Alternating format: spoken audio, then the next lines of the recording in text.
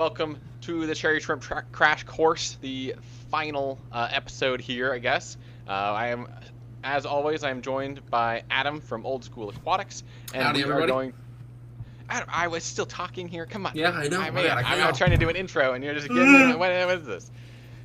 Okay. Back to it. Yeah. Back to the Yeah. script. So, this is the the fifth and final part of our series here, where we are covering everything we talked about in the previous video on the live stream, giving you guys an opportunity to ask questions, say hello, and we're looking forward to chatting with you. So, if you were not already aware, the last episode we covered kind of common issues in shrimp tanks, talking about water quality, common pests, predators, that sort of thing. And so I just wanted to dive a little bit deeper into a few of those topics. Let's see here. So let me go ahead and share my screen here with a couple of the topics we were thinking. So first, I wanted to go ahead and talk a little bit about rust disease here. So rust disease is best shown off with a couple of pictures here. Let me see. Actually, let me go ahead and switch my window here. Rust disease. Okay.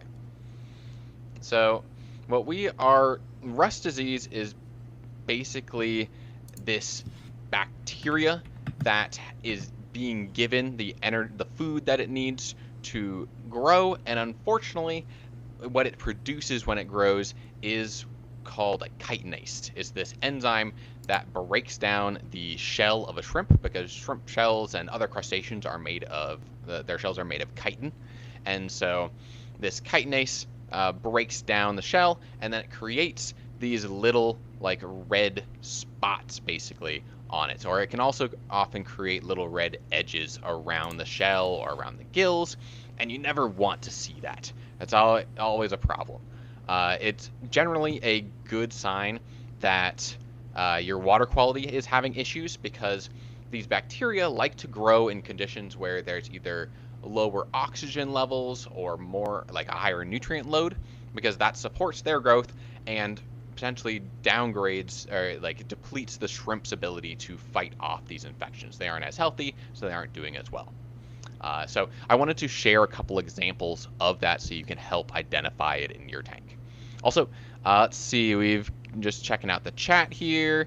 We got Otiscent, thank you so much for joining us, and ML9942, thank you guys. We're looking forward to chatting again. If you have any questions at all, please let us know. If you've ever dealt with rust disease or something in your tank also, we'd love to hear.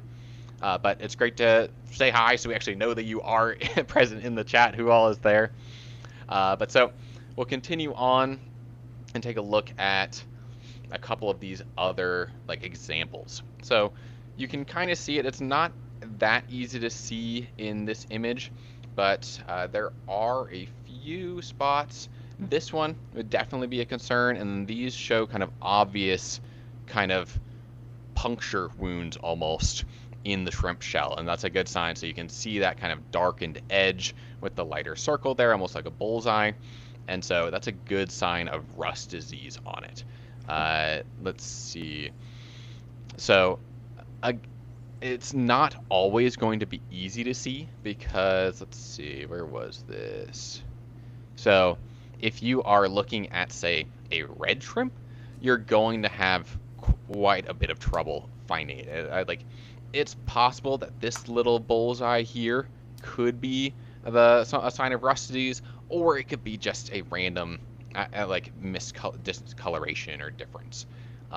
So it can be difficult to identify, and that's where looking at a molt of a shrimp can actually be useful if it molts with rust disease. So one, that's generally a good sign, because it's hopefully healing some of the area that has been injured. And then two, when you actually look at that molt, you can often see some sign, like some holes or some kind of darkened edges on it, that can give you an indicator that something isn't quite right with your tank. Now, rust disease is not going to be something often like this little red spot on this shrimp here, or this kind of, this does look like rust. It looks rusty, but this is like very likely a part of this shrimp's back stripe here.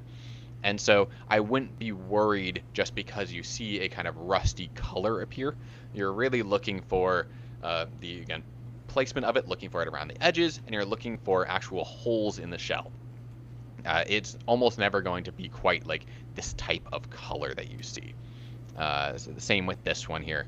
Again, you're looking for very obvious signs, and this one is probably the best example here of just a clear wound area.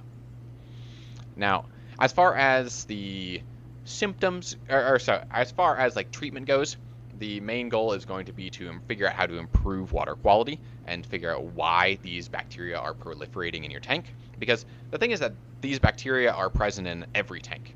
They just don't become harmful. They don't really start producing excess amount of like chitinase, as I was talking about, that enzyme that's breaking down the shell, until there are these conditions that are helpful for the bacteria and detrimental to your shrimp. So if you can fix water quality, that's a great place to start. And that's where something like a hydrogen peroxide treatment can be a really good option. If you do have an individual that's affected though, then a salt dip is going to be a great way to just kind of help the shrimp's natural immune system like kind of fight off that bacteria. But you do need to make sure that you are doing it consistently. And if you do, then that shrimp should like generally survive. Like this rust disease takes a very long time to actually harm your shrimp, and so I would actually like kill it. And so you have an opportunity to catch it almost every time. So just be on the lookout for it. Let me go ahead and take a look at the chat here again. Derpy Shark, thanks for joining us. We've got Baxwell, great to see you. The Shrimp Cartel, great to see you again. And Fish Fam Link, awesome. Thank you so much for joining us. JD Christopher 4591, appreciate you all. Hopefully you find something interesting. I'd love to hear again if you guys have had any experiences with rust disease, what you think might have caused it in your tank, and what like treatment options you've tried. So, Adam, I wanted to go ahead and talk with you a little bit. Obviously, you're here. And so, have you ever experienced rust disease in your tank? And if so, kind of how have you dealt with it? Yeah, so I've had a couple of times where I've had pretty definitive rust disease.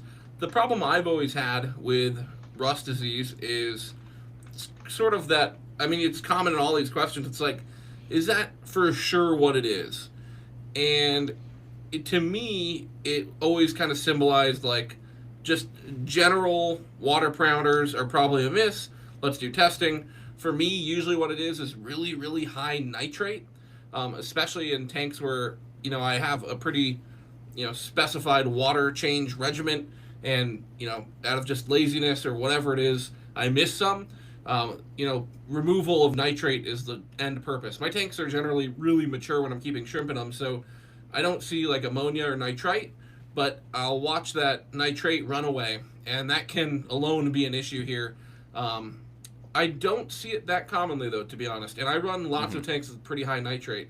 I have, not that this is a recommendation by any means, but I have had tons of tanks sit well above 50, 60 nitrate for an extended period of time, and no issues.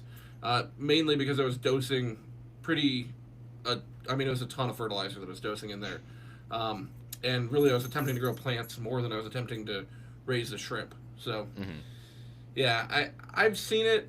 I wonder if it's more of a softer water issue. I've probably seen it. I could probably count on one hand how many times I've seen it. And if you count all the times I've reset tanks, I've kept, you know, hundreds of different fish tanks of shrimp.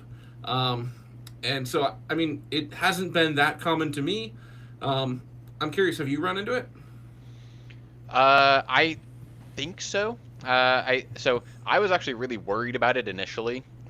Because when I first got my shrimp and they were kind of starting to age, I saw them developing kind of like the black, like darker markings on their shell. That's the red cherry shrimp. And so for me, I was starting to worry about that. And there might have been a small amount, but I'm pretty sure it was just normal aging and pigmentation. So what it actually is, the problem right here is I got this tank where I just got these shrimp, and then I put them in, and about a week later, they started to, I could see their gills had like gone dark, mostly, and I was starting to see around the edges of like their abdomen that there was some redness developing as well. And so the what I had to think through here was actually like, what is the likely cause? Now, I got them from a very reputable breeder that I trust, who does not have any issues. Their colony is breeding really well. Some of the shrimp came buried in the bag, and so it was great. I trusted that these were healthy shrimp, and so I have to assume that this actually was caused by the shrimp, or so, by like how I treated the tank beforehand. So I had done I had basically kind of reset the tank a week before, but I had kept the filter going that was in it before. I had just cleaned the substrate out and then let it sit with the plants for about a week. And I think that left some bacteria in the water column that were just were meant to be in the substrate, but ended up being on the filter and still in the water column, to the point where the shrimp it was able to get into the gills and infect them. But since then, I am seeing that none of the shrimp have died, and some of them do still show a little bit of like discoloration in their gills, but they seem to be molting, and that helps remove that from their gills, and so they're looking healthier each day. So overall, it seems to be I think this is something similar to a rust disease, but I'm not exactly sure. It's hard to diagnose, of course. So it's just a matter of hydrogen peroxide treatments, salt dips for the individual shrimp. Yeah. Interesting. So, let's see here. Moving on. We can definitely come back to this subject, but we've got one question from ML9942, talking about glass garden shrimp fit and for health and disease resistance. I mean, so I do add it into my tank. Let me see if I have it here.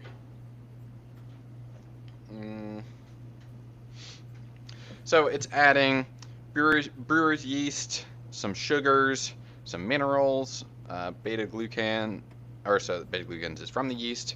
So like, it's probably not going to hurt. It's adding a little bit of biodiversity. It's adding a little bit of, it's feeding the biofilm in the tank. I'm not going to say though that it is something by any means like necessary, but I do feed it occasionally, and but seeing the effect, of course, is really difficult. So overall, I don't know if I'd recommend it.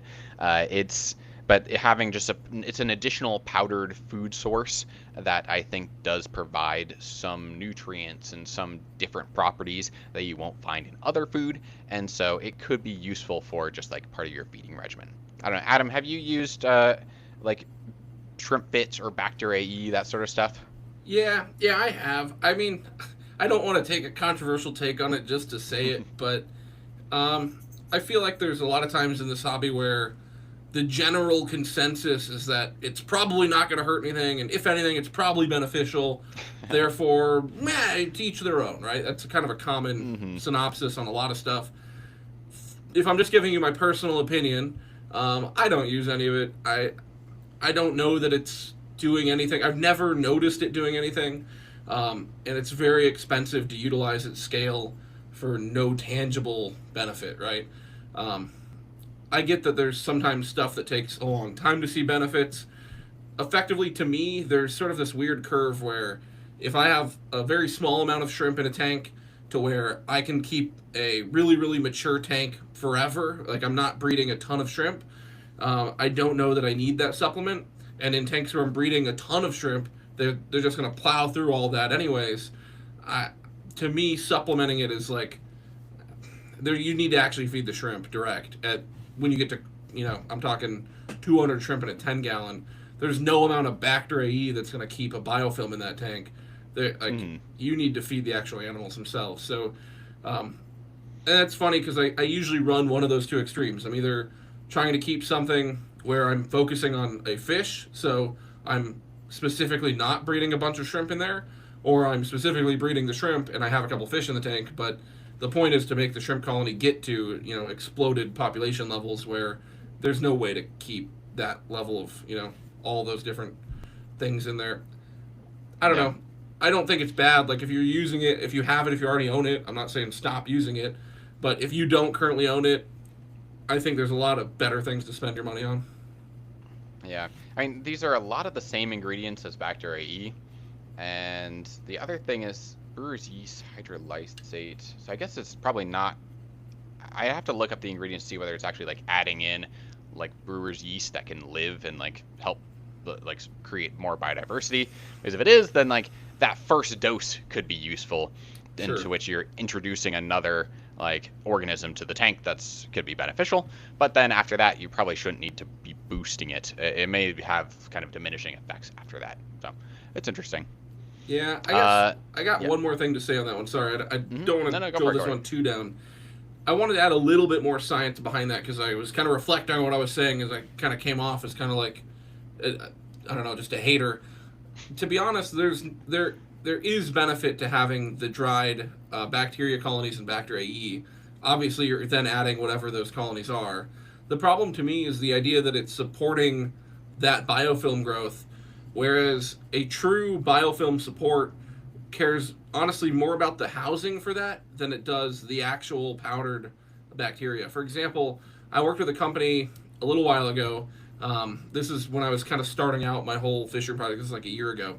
And I've considered developing a product that is sort of like a biofilm specific additive.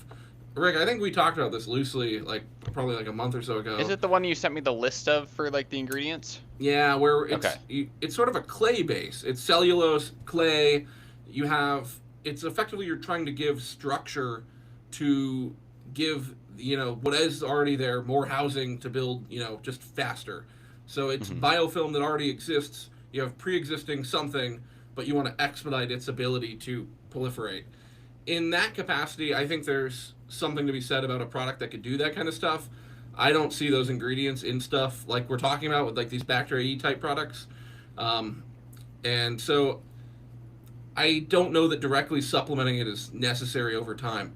Just like we talked about when we talked about the cycle, I do believe in bottled bacteria, so I'm fine utilizing that or just a dirty sponge filter from another tank of mine. But once you utilize something that, introduces all of those necessary colonies, I don't have a real purpose for ever needing to reintroduce them, right? I picture it as like I'm sort of just inoculating a tank, and from here on out, it has what it needs. Sure. Now you're just feeding and supplying and maintaining those different diverse colonies that are in there. So like you said, it may be useful once, but I definitely don't think an ongoing treatment where it's like every week I got to dose Bacteria E. I've used it for years. I never saw any real benefit. Mm-hmm. Yeah, fair. And then, I mean, you're obviously you're growing tons of shrimp in tons of tanks, and so it just becomes it's just too expensive over time, right? So that's a big problem. As Derpy Shark mentioned as well, so for Bacteria E, Shrimp Fit, probably would not recommend using the dosage that they suggest on here. I mean, what they seem to be suggesting it for tanks that are just like filled with shrimp.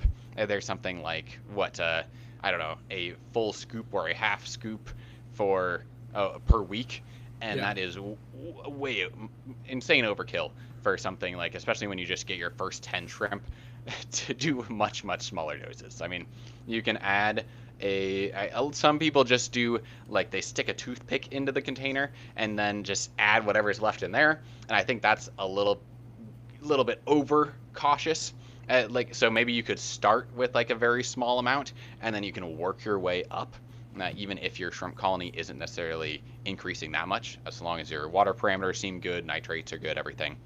But I would never get to the full dose that they're suggesting unless you again have a ton of shrimp in the tank. I would say maybe like an eighth to a quarter scoop into a healthy like 10-gallon tank with probably 50 plus shrimp in it is probably a good start. But other than that, yeah, just be careful with it. Also, Dark Star, thanks for joining us. Wayzeni Armor Shual, I apologize for however I may have butchered that. Let's see, they add Bacteria E to their tank for Thai microcrabs, and yeah, they're like, it is definitely beneficial to the biofilm in your tank to have all those nutrients when you often aren't feeding your shrimp that much in like food at the start, especially. So there are definitely some benefits, I would say. And I've written a whole article about that kind of goes into the ingredients list in Bacteria E to discuss some of the potential benefits to your tank, because there is some research that backs that up, and you can find that on the website. I wanted to go back to a question from Baxwell here, and it was asking about some of what would cause shrimp all grouping up in one corner of the tank. And so, yeah, low oxygen would be a potential cause for concern, but at the same time, if they're grouping up like low in one corner, I don't know exactly where in the corner they're grouping up, but if it was low oxygen, I would expect them to all be at the surface, and maybe in one corner, maybe not, but they should be kind of like waving their arms, trying to get some water agitation, some surface agitation to bring in dissolved oxygen in the water. Adam, when you hear something about the shrimp all being grouped up in a corner, what does that make you think of? Well, it's definitely not a natural, normal behavior. So I mean, I guess you got to do like the ain't got no gas in it treatment. Like, did you just feed in the corner, right? Like, did something draw them to the corner? Assuming you didn't just feed there, and there's no predator on the other corner that's pushing them all away, right? Like, aside from some natural cause, it's kind of dead obvious reckoning. I haven't ever experienced them all kind of group in one area. Yeah, the way that the question was written I picture a tank that sort of like has kind of sparse places for them to hide, and they're all kind of like out in the open, hanging out in a corner. But if that's not the case, like say there's just some cover in this corner, I definitely notice that my shrimp will find whatever cover is. That's just natural, right? So if you have a rock pile in one half and then just bare bottom in the other, they're going to go towards the rock pile. And so that would be very normal to see. They're going to hang out wherever they feel like there's good cover, that they have good camouflage, that they feel like they can hide somewhere. But yeah, I wonder. I'm very curious to see how the tank is set up, and I feel like there's probably something I'm missing there. Yeah, I mean, there's a world where, like, if they'd all been added to the tank and all kind of like been in on a similar molting cycle where they could be looking for shelter, but if you're also seeing them be kind of lethargic, then I would definitely measure parameters here and see what else may be going on in the tank. See if TDS has changed, make sure your filter's running properly. Did you recently add any new water? Did you recently disturb the substrate in one area? The only other thing, and this is kind of a out there idea, is if there might be some sort of sound they're reacting to. I've seen a couple studies that are kind of about how shrimp respond to different acoustics, and so there are certain sounds that they don't like or prefer. And so if you, it might be worth analyzing that, whether they're getting some weird vibration from a direction as well. But it's difficult to know if without a lot more information there. So hopefully that gives you a couple lines of thought to go along. Yeah, I guess I got one more thought just on there. Okay, and we already covered it, but maybe it's not food that you added. It could be decaying plant matter or a dead fish or something in there. It's like there have been times where I watch a whole bunch of them be in some area and it's like, that's unnatural. What's going on there? And it could just be that, something died there and there's now a bunch of food for them to eat there. I don't know. Yeah, I would inspect the area and try to figure that out. The acoustics is an interesting one. Mine like Metallica mostly, but yeah, nice. It's interesting.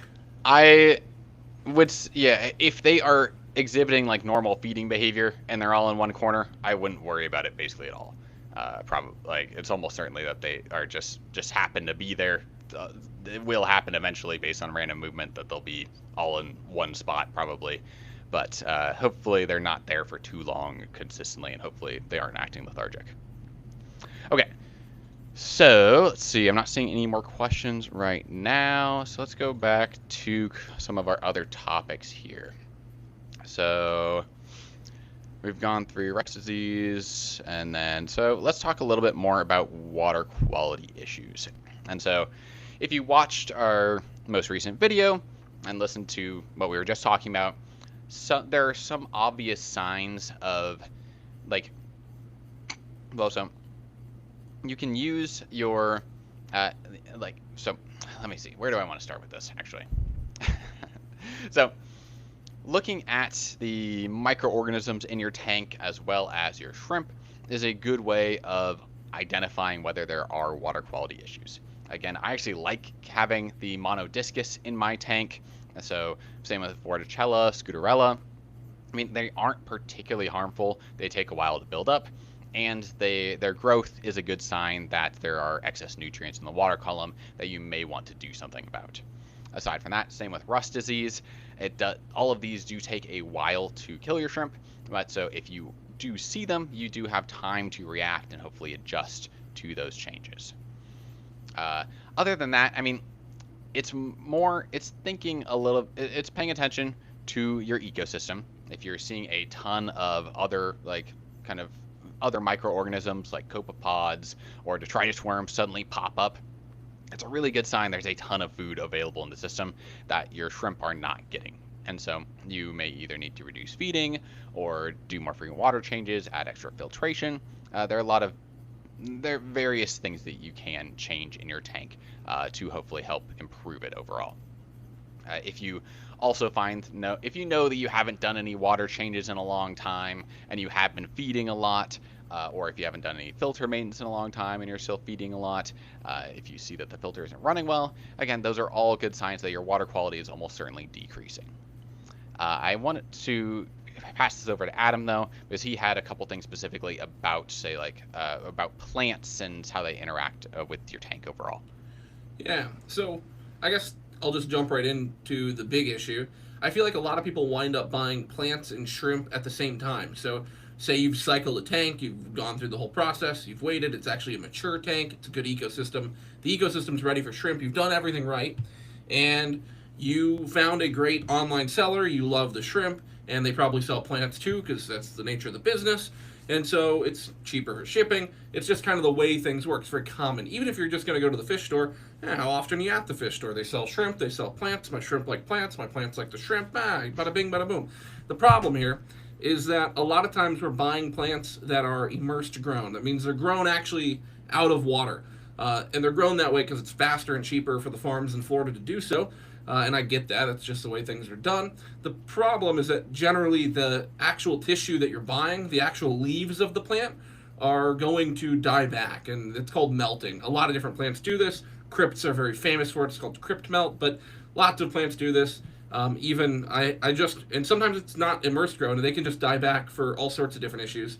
I just moved over a bunch of guppy grass.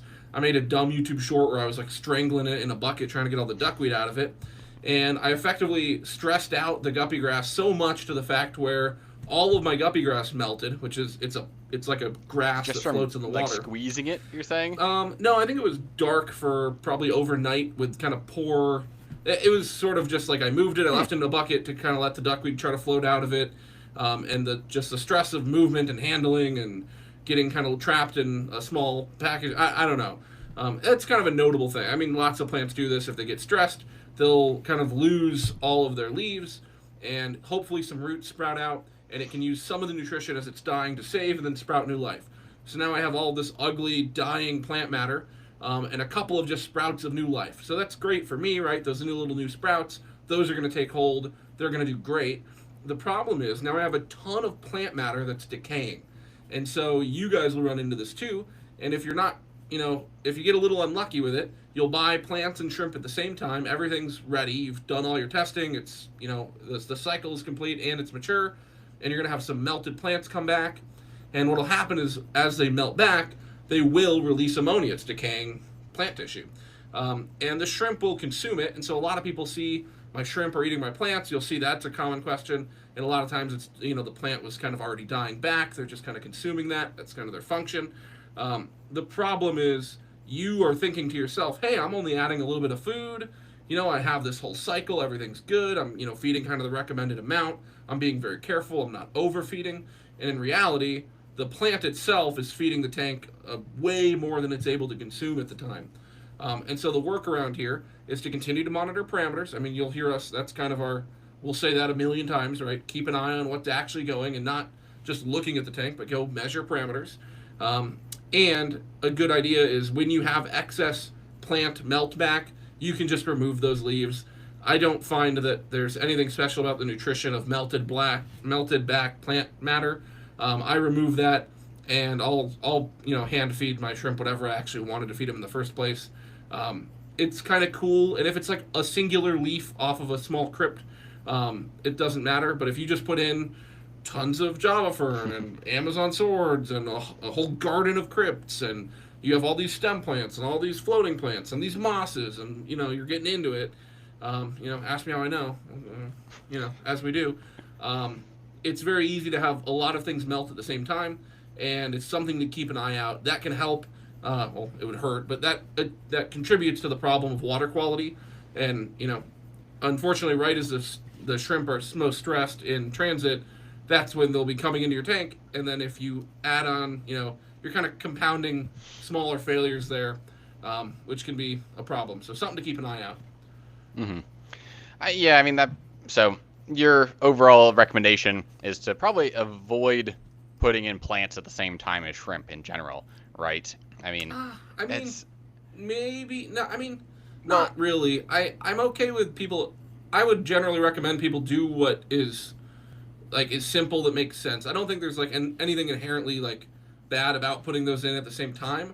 I think the problem is people don't anticipate melted plants.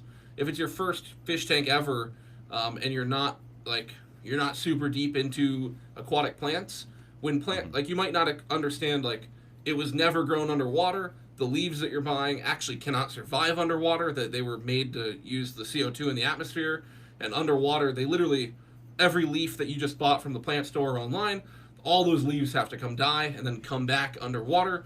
And it's totally natural. It's good. It doesn't mean remove the plant. Doesn't mean the plant's dead. But I don't think a lot of people anticipate the extreme amount of plant matter that can decay like that. Mm-hmm. It's amazing how resilient they really can be. Mm-hmm.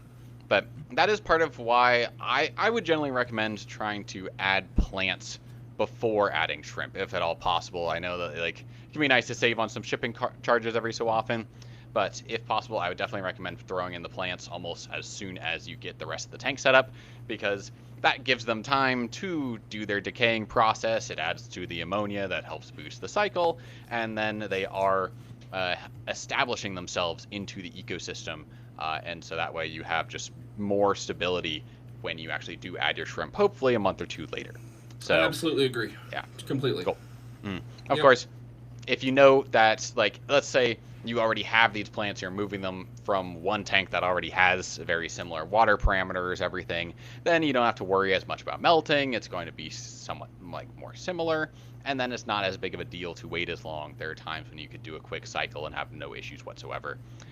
So these are, again, rules of thumb that can be broken as long as you understand what you're doing and why. Absolutely.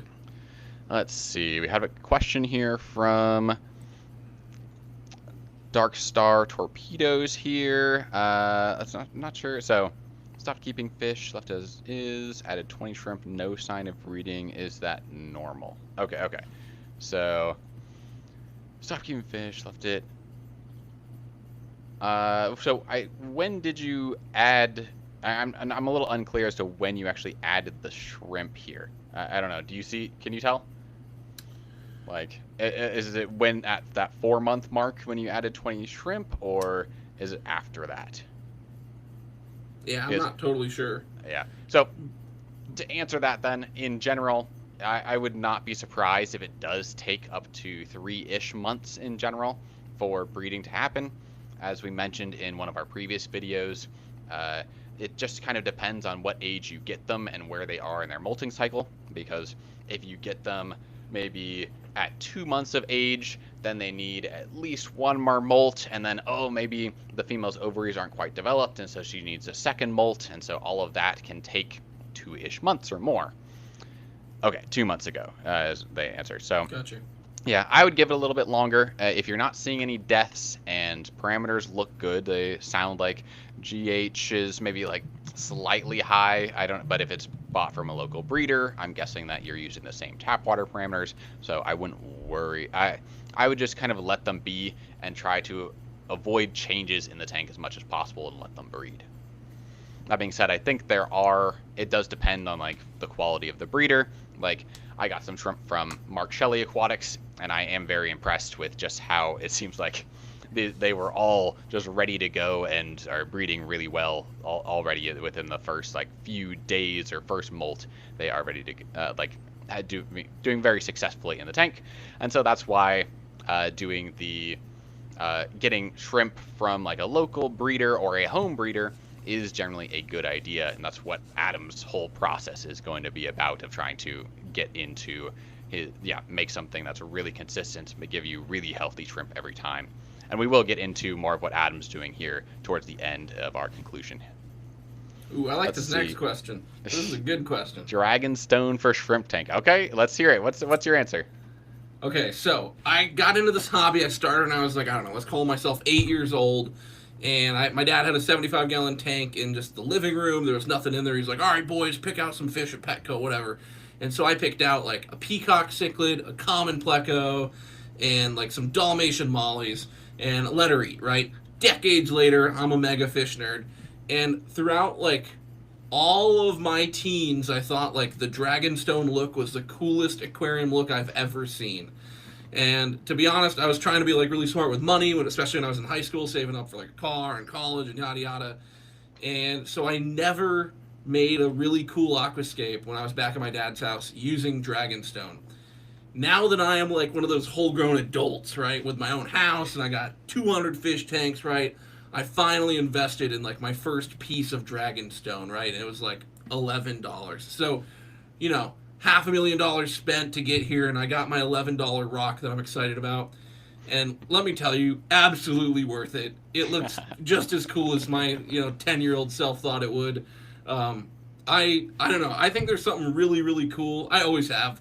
I love the look of them, and like to me, those kinds of stones, like the famous aquascaping stone. There's a handful of those different branches. And you can go down the Siru stone side, and you can go down like pull some up. There's all sorts of different famous stones. To me personally, if it's a famous aquascaping stone, I think super by and large, it's pretty safe for shrimp. I'm trying to think about what wouldn't be safe about a Dragonstone. I always rinse them off. They come in real dusty and dirty, but then when you put them in a tank, I just think they look real neat. I love that look. And the shrimp love, there's tons of cracks and crevices. I think it's actually kind of a really cool stone for shrimp just because of that. I am always assuming whenever I put a rock into a tank that even if it's completely inert, that it's of course not like it's inert, but to a point. The only things I treat as truly, truly, truly inert would be like river stones or like other underwater rocks that are like from there. It does kind of probably leach some calcium into the water if I have to bet. But they're fun. I like them. Yeah. What are your thoughts on them? Yeah, I was going to say, I mean, I personally love the look of them as well. I got them in my first aquascape, like in the main tank, because that like the jagged look plus some of the really unique curves and bubbles in them is just amazing. I think that they act as like a really standout centerpiece for so many different tanks here. They always just look beautiful. But I was going to say that in my research, it seems like most Dragonstones are okay, but there may be some stones that either look very similar but do tend to leach a little bit more, or maybe the Dragonstone itself, some of them may contain some of like that, some more soluble minerals in them, and so there are ways to test for them here just to be safe. And so most of that involves placing something like white vinegar or an even stronger acid on the rock. If you can get like, I don't know, citric acid, maybe even something like sulfuric acid. Yeah, I use muriatic is the best one that I've found. Okay, yeah, muriatic would be great. I may want to update this article. But so if it fizzes, it's reacting with calcium carbonate, and so that's a sign that the rock will probably be leaching some minerals into the water and will increase your pH, GH, and KH. The other thing is you can also test the rocks by putting them in a container of water, waiting a few days or weeks, and seeing if the GH, KH, TDS increases. Lastly, you can, so the softer the rock is generally, the more it is going to, more soluble it's going to be, and the more it's going to release into the water. And so you can kind of compare the how like hard it is by scraping at something with like a drill bit or a steel nail and seeing what actually is able to scrape against it, cause some sort of scratch in the rock. But overall, I think dragonstones are likely going to be safe, and it just doesn't hurt to test. Yeah, I got one thing here. This is a really cool graphic. I like this one. On the left here, you guys will see quartz. I'm from Arizona, and so Arizona is really famous for its copper mines, and copper mines always have quartz nearby. So, we've gone hiking my whole life, and it just everywhere we go, you'll run into just, I don't know, just basketball-sized pieces of quartz. I mean, it's nuts. It's really cool. And so I've always loved quartz. It's just I've collected rocks. I guess when you're collecting shrimp, rocks aren't far behind. And so when I was younger, I loved using quartz in fish tanks. The problem that I've run into with using something like quartz, which quartz as a crystal doesn't really break down into the water like that. However, generally quartz you're not going to find as a pure solid crystal. And so lots of times if you're doing minerals, if you're trying to use a pure mineral in a fish tank, it's not necessarily the mineral that's going to break down. It's going to be what the mineral has attached to it. So if you have other limestone rock, just whatever part of your natural geography is there, I'm not a geologist, so if it's not a limestone rock and I'm way out to lunch here, I apologize. But I know for a fact I've used quartz rocks that I found in Arizona, and after years of being in the fish tank, I take them out, the quartz looks fine, but on the back of them, whatever the rock that was kind of attached to it, it's eaten up and pitted, and you can tell it's just kind of eroded. Just so you know, that's not necessarily a horrible thing. It's not like a don't do that, but it's definitely something to keep in mind. If you're trying to keep your tank as simple as possible, I would pick to go with inert stuff just to make your life easy. But lots of people wind up using stuff that just looks good, that is going to slowly let off some calcium carbonate. And I just want to throw out there, just because I've been really thinking through remineralizers recently, calcium carbonate leaching into your water, I keep using the word leaching, that's not necessarily a bad thing. In fact, calcium carbonate slowly, kind of metered dissolving into your water over time is probably the healthiest way to get just what you want and not what you don't want. Because if you're unfamiliar, in a remineralizer, what you're usually adding is calcium sulfate or calcium chloride. And so you're either bringing chloride or sulfate, pick your poison. And my homemade remineralizer, I balance the two of them, right? Because I don't want a whole bunch of buildup of something nasty. And neither one of those is evil on its own, but it's going to increase your TDS. So when I'm shooting for a TDS of 300 to 400, by the time you get there, there might be 50 to 100 TDS of just sulfate and chloride sitting in the water. And that sounds real nasty if you don't know that, but like salty shrimp, it's the same thing. They don't have some magical blend because you can't just add calcium carbonate into your remineralizer because it doesn't dissolve very well. So having a rock that slowly dissolves calcium carbonate can be a very efficient way to have the correct GH and KH blend long term without having a high TDS. And you'll actually see some breeders in Caradinia use this to keep very low TDS, but all of the TDS that's in the water is being very efficiently utilized. There's no extra TDS of stuff like sulfate or chloride in there. That's not to scare you off from remineralizers. Actually, quite the contrary. You should see what's in your tap water. Remineralizers, fantastic comparably. Just to say that there's actually some benefits to having, controlled, dissolving rock in your tank. Just don't make it, 90% filled up with this rock that's going to dissolve, and understand some rock is going to dissolve faster than others. Avoid using anything with concretes or human-made concretes in it. This includes stuff like tiles and things like that. I made that mistake as a kid, just having floor tiles that I'm going to, silicone stuff onto to weight them down. That concrete and even unfired clay can kind of dissolve out into your water very quickly. But, yeah, sorry, crazy tangent. No, I think all this stuff's very interesting. Yeah, I mean, I just want to add to that as well here. There's always more to add. I've got some crushed coral in this tank for Neocaridina, and it really doesn't, it's not that much. It's probably like a quarter cup or something. It's just enough to kind of help. It keeps leaching a little bit of KH, a little bit of GH, and so as long as I'm doing semi-regular water changes, it just doesn't cause a big problem. So a little bit of leaching is fine. The pH of this tank is also getting up to around 7.6, 7.8, and so the higher pH you have, the less you have to worry about, at least for calcium carbonate, the leaching there. So it can go maybe up to like 8, 8.2, and then it's done. It cannot leach anymore, basically. So that's something to keep in mind as well. Really quickly here, I know we've got a couple other questions, and I definitely want to get to all of you. Sunny, Steelix, and Valleal Count 1680. So, just continuing on this topic really briefly, boiling the stone before it goes in the tank. Would you recommend doing that? I don't do that. I mean, the only times I've done that have been naturally collected stones. If you're worried about bringing in pathogens or like bacterial, something, maybe you could boil it. But there's actually some danger in boiling it. Just going to pick out river stones and putting them to boil them, by the way, that can be dangerous. So can't they explode? Yes, absolutely. So okay. There's some danger for wet stones that you're collecting from a river to do that. I live in Arizona right now. It's 115 outside my house, and my car, literally my rear windshield thing, just I guess the mirror just fell down because all the RTV just got so hot it like lost it. So whenever I collected rocks, I just left them outside for a few days, and they'll be everything sterilized. But I wouldn't go boil a bunch of river stones. Yep, got to be careful there. So let's go ahead here for Sunny's question. So how hard is it to keep both Neos and Caridina in the same tank?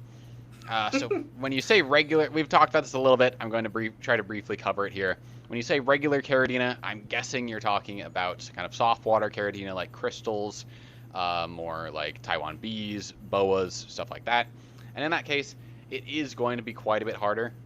If you can find a substrate that is able to maintain a consistent like 6.5, maybe 6.3, then you've got a chance of keeping Neos with Caridina, but they are just not going to often find the right, it's difficult to find the right parameters where both of them do well and breed. I mean, they'll probably, one or the other will probably do well, and then the opposite will survive at least for a while, but again, probably not reproduce. But there are situations where that has happened before. So I'm not saying don't do it. It can be a fun experiment, but be prepared that one of them may not do as well as you'd like. If you do want to keep just some really cool, colorful Caridina, though, opting for something like a Tangerine Tiger Caridina could be a really good option for a like more hard water tank that works with the Neos.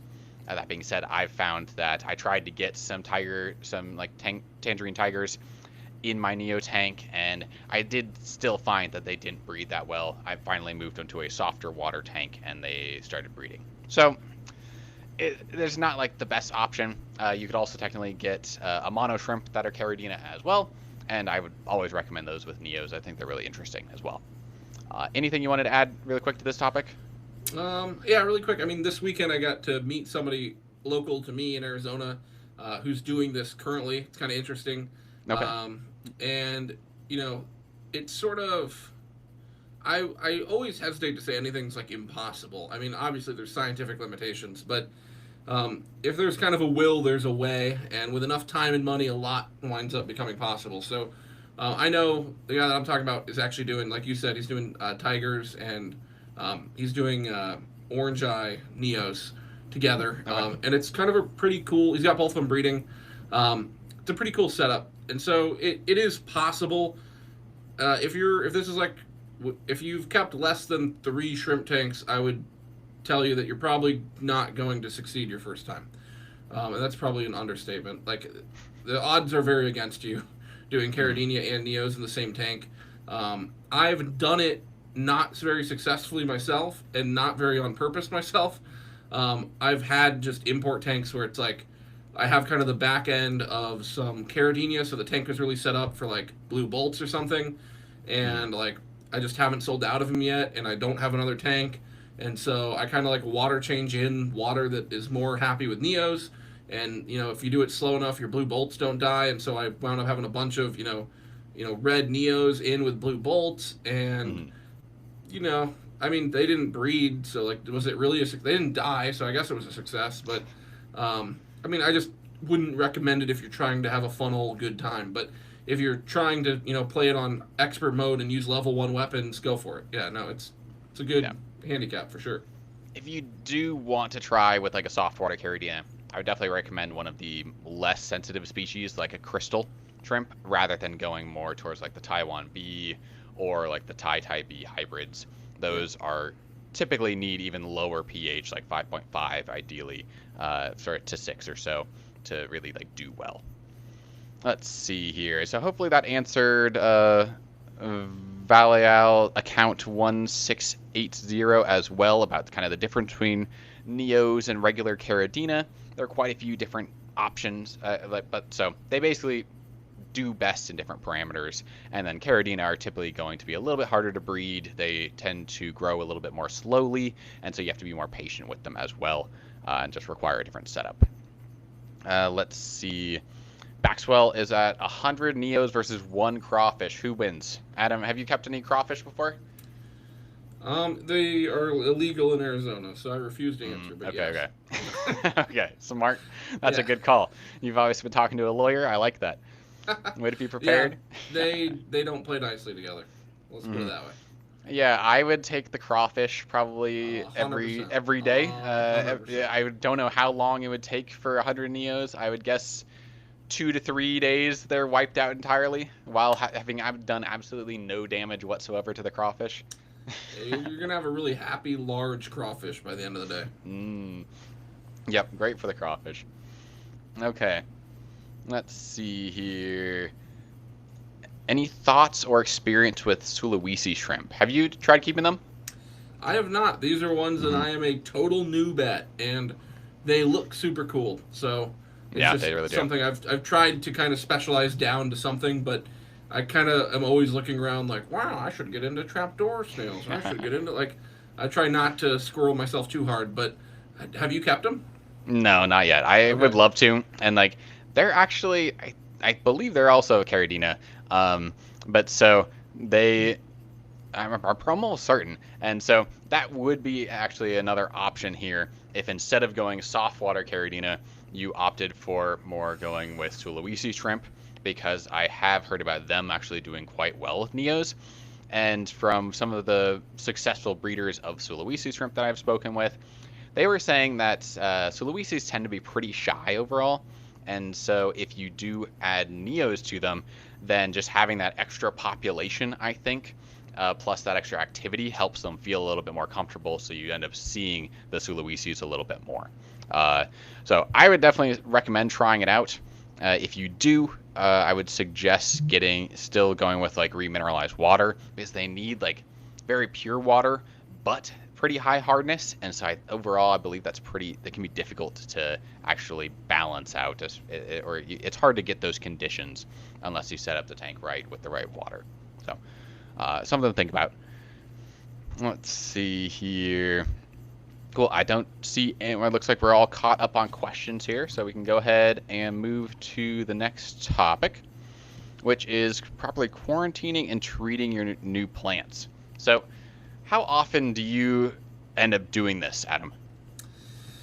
This is a real hard one. I've battled a lot on this one, and the jury is still out. So I can kind of talk through my mental process, and I mean, this is one of those, like, I'm still in the middle of kind of setting up what I hope to be kind of like my standard operating procedures of my, business. The thought is effectively a lot of plants that you're going to buy are grown immersed, meaning if you're buying from a Florida farm, your risk is actually a lot lower than like imported plants. And so, by the way, those are kind of your options. Like you have like Florida Aquatic Nurseries, and you have every farm in every other country, and those are kind of your two, like you're getting them from one of those two sources. I mean, they typically say whether they've been grown immersed or not, right? I haven't actually bought that many plants online. Okay. So like Florida Aquatic Nursery doesn't explicitly say it, but they tend to group their stuff. Not that they're hiding it, just that it doesn't kind of exist at the wholesale level. Like it's not like in parentheses next to every plant, grown immersed, grown immersed. Like they don't care. It's just, do you want the plant or not? It's a buck. Like, what do you want? But I think for me, I'm probably not going to be doing too much quarantining of plants, except that I'm going to be doing like plant quarantine segregation. So I will bring in plants that aren't going to touch my breeding racks and keep them on separate water supplies and keep a pretty strict like regiment of like biosecurity across them. So if they bring stuff in, it's not going to get to my like colonies of shrimp that are breeding, or big colonies of guppies that are breeding. But that's, I'm thinking through it at a very like wholesale level of like moving a lot of plants. For people out there that are actionably trying to be like, okay, I got a fish tank, what do I do, Adam? Right? For most people out there, I would genuinely say I'm not really worried about much coming in on them. So if you want, I would inspect them. If you see snail eggs, you can risk it for the biscuit and dip them. You'll probably wind up killing them, just to be honest. Most snail eggs that are pest snails are so close in tolerance to what the plant can take. There's only a couple of dipping methods that actually do anything to them. I've seen everything from like potassium permanganate to I've seen people do crazy Epsom salt dips and all sorts of stuff with hydrogen peroxide, which I don't buy into except for algae. A lot of these snail eggs are pretty resistant. In fact, one of the old, I don't know if it was actually part of Aquarium Co-op, but the girl that works for Aquarium Co-op for a long time that was doing like filming for them, she like did a Girl whole series. Talks Fish or something? Does that sound right? Yeah, she did a Okay. series on plant dips too. And so she kind of outlined different ones. I tend to believe that dipping plants is sort of a futile exercise. It's definitely not 100%, and you have a pretty good chance of screwing it up. So, I don't know. I think if you are somebody who wants to dip your plants because you're paranoid, you should go with TC cups instead of just regular plants, and bite the bullet on cost, because we said it in the video too, but having something that is, in vitro, like something that's grown that sterile, is going to just be sterile, which is kind of what you're looking for at that point. For me, I'm fine with other snails. I'm fine with other stuff coming in on them with algae and stuff like that. I kind of like it when there's other diverse colonies of bacteria and algae and stuff coming in. Obviously, I don't want plants to just have a bunch of blackbeard algae. That looks horrible. But like, microalgae and stuff that's natural and healthy, I'm kind of fine with all of that stuff. I only look out for stuff like leeches. I pay attention to stuff like planaria after that, hydra. We talked about some of those pests that come in on plants. That's kind of your chance to see, what's going on there. I don't know. Do you have a ironclad regiment right now? No. So just really quick here, it is, I believe, the person you were talking about was Irene from, thank you. I think her channel is Girl Talks Fish. But Got you. I am torn on the plants like treatment as well, like quarantining it all, because as you were talking about, I mean, a live plant is bringing in so much extra microbial diversity and everything, and I can't help but think that whatever dip you're doing is killing off a lot of stuff that makes that plant healthy in some ways, like that can you're removing some of the benefit that it is bringing to the system as by doing your bleach dip, your hydrogen peroxide. So I would be more, especially for a tank where you want like an ecosystem to really develop, that's where I would say probably to not worry too much about dipping plants or treating them really. It's probably a good idea to at least wash them off, because you never know when there are going to be pesticides used, and so you do probably want to wash them very well, just in regular water. It can even be tap water here, the chlorine, and then just add a dechlorinator if you do have chlorinated tap water. But I'm curious what's going to show up, and so sometimes that could be like pest snails, and for me that'd be great. I would love more pest snails in the tank, because if you're feeding properly, there are plenty of ways to control that population without having any issues. If you do end up getting planaria hydra, that's less fun, and so that's where having that's where I would consider doing I mean, there are easy ways to get rid of them, like using the fenbendazole or like the Panicure C, the dewormers.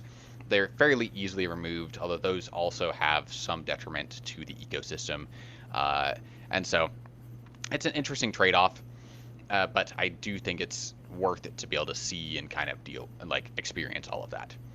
If you want to just avoid that though, definitely just go with in vitro plants that you know are safe. They may not bring like quite the same benefits to the ecosystem, but you'll be able to keep a very sterile, safe tank that you don't have to really worry about treating. Still probably want to wash just in case, but yeah, I would not worry. I think if you are concerned about pests and whatnot, then in vitro is the way to go. You said TC when you spoke. What's that acronym? Tissue culture. Tissue culture. Okay, cool. Just wanted to clarify. Yep. Okay. Yeah, and just to clarify, I just want to throw it out there to all those, like, there might be, like, new folks listening. I mean, if you're an hour in listening to this and you've never kept shrimp, you're a real one. But genuinely out there, I mean, plants are pretty safe. Again, like we kind of talked about, they're like, nothing's 100% safe, right? Like, I'm going to walk across the street tomorrow morning and I'm going to be fine, probably. And if I'm not, that's real unfortunate, right? Like, bad things happen to good people. Womp womp. We still take risks. Take risks every day. Like, I would tell everybody in the world that you should have live plants and you should probably just go get more of them. Like, I don't think there's a big inherent risk of buying plants. Again, a lot pesticides. of them, Pesticides, sure. That would be the big issue where you really want to wash them well.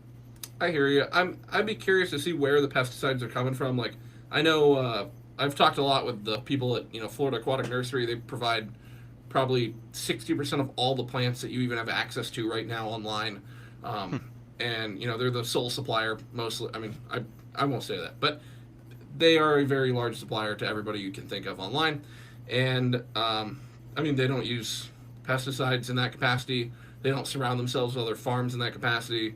And I have done more damage than good in trying to, like, dip things. I mean, rinsing something off is kind of one thing, but actively adding something that's going to target and harm snails, good luck. And like you said, yeah, snail treatments, I would not. If you're just worried about the pest snails, that is like a useless thing to treat them. They are so hardy. Yep. Yeah. So I think I like snails. I know there's some people out there that are extremely snail adverse. And in those cases, tissue culture makes sense to me. But, I think for 95% of the people out there, live plants, just normal, potted, bunched, whatever, pick your poison. Live plants are kind of the answer. Yep, absolutely. Okay, cool. So we've got a few more questions in the chat here. Do you guys like Oh, whoops, that's the wrong one. Do you guys like Marimo moss balls? I have never personally kept them in the tank. I don't think there'd be any major problem with them. Still, I'd probably recommend giving them a nice wash.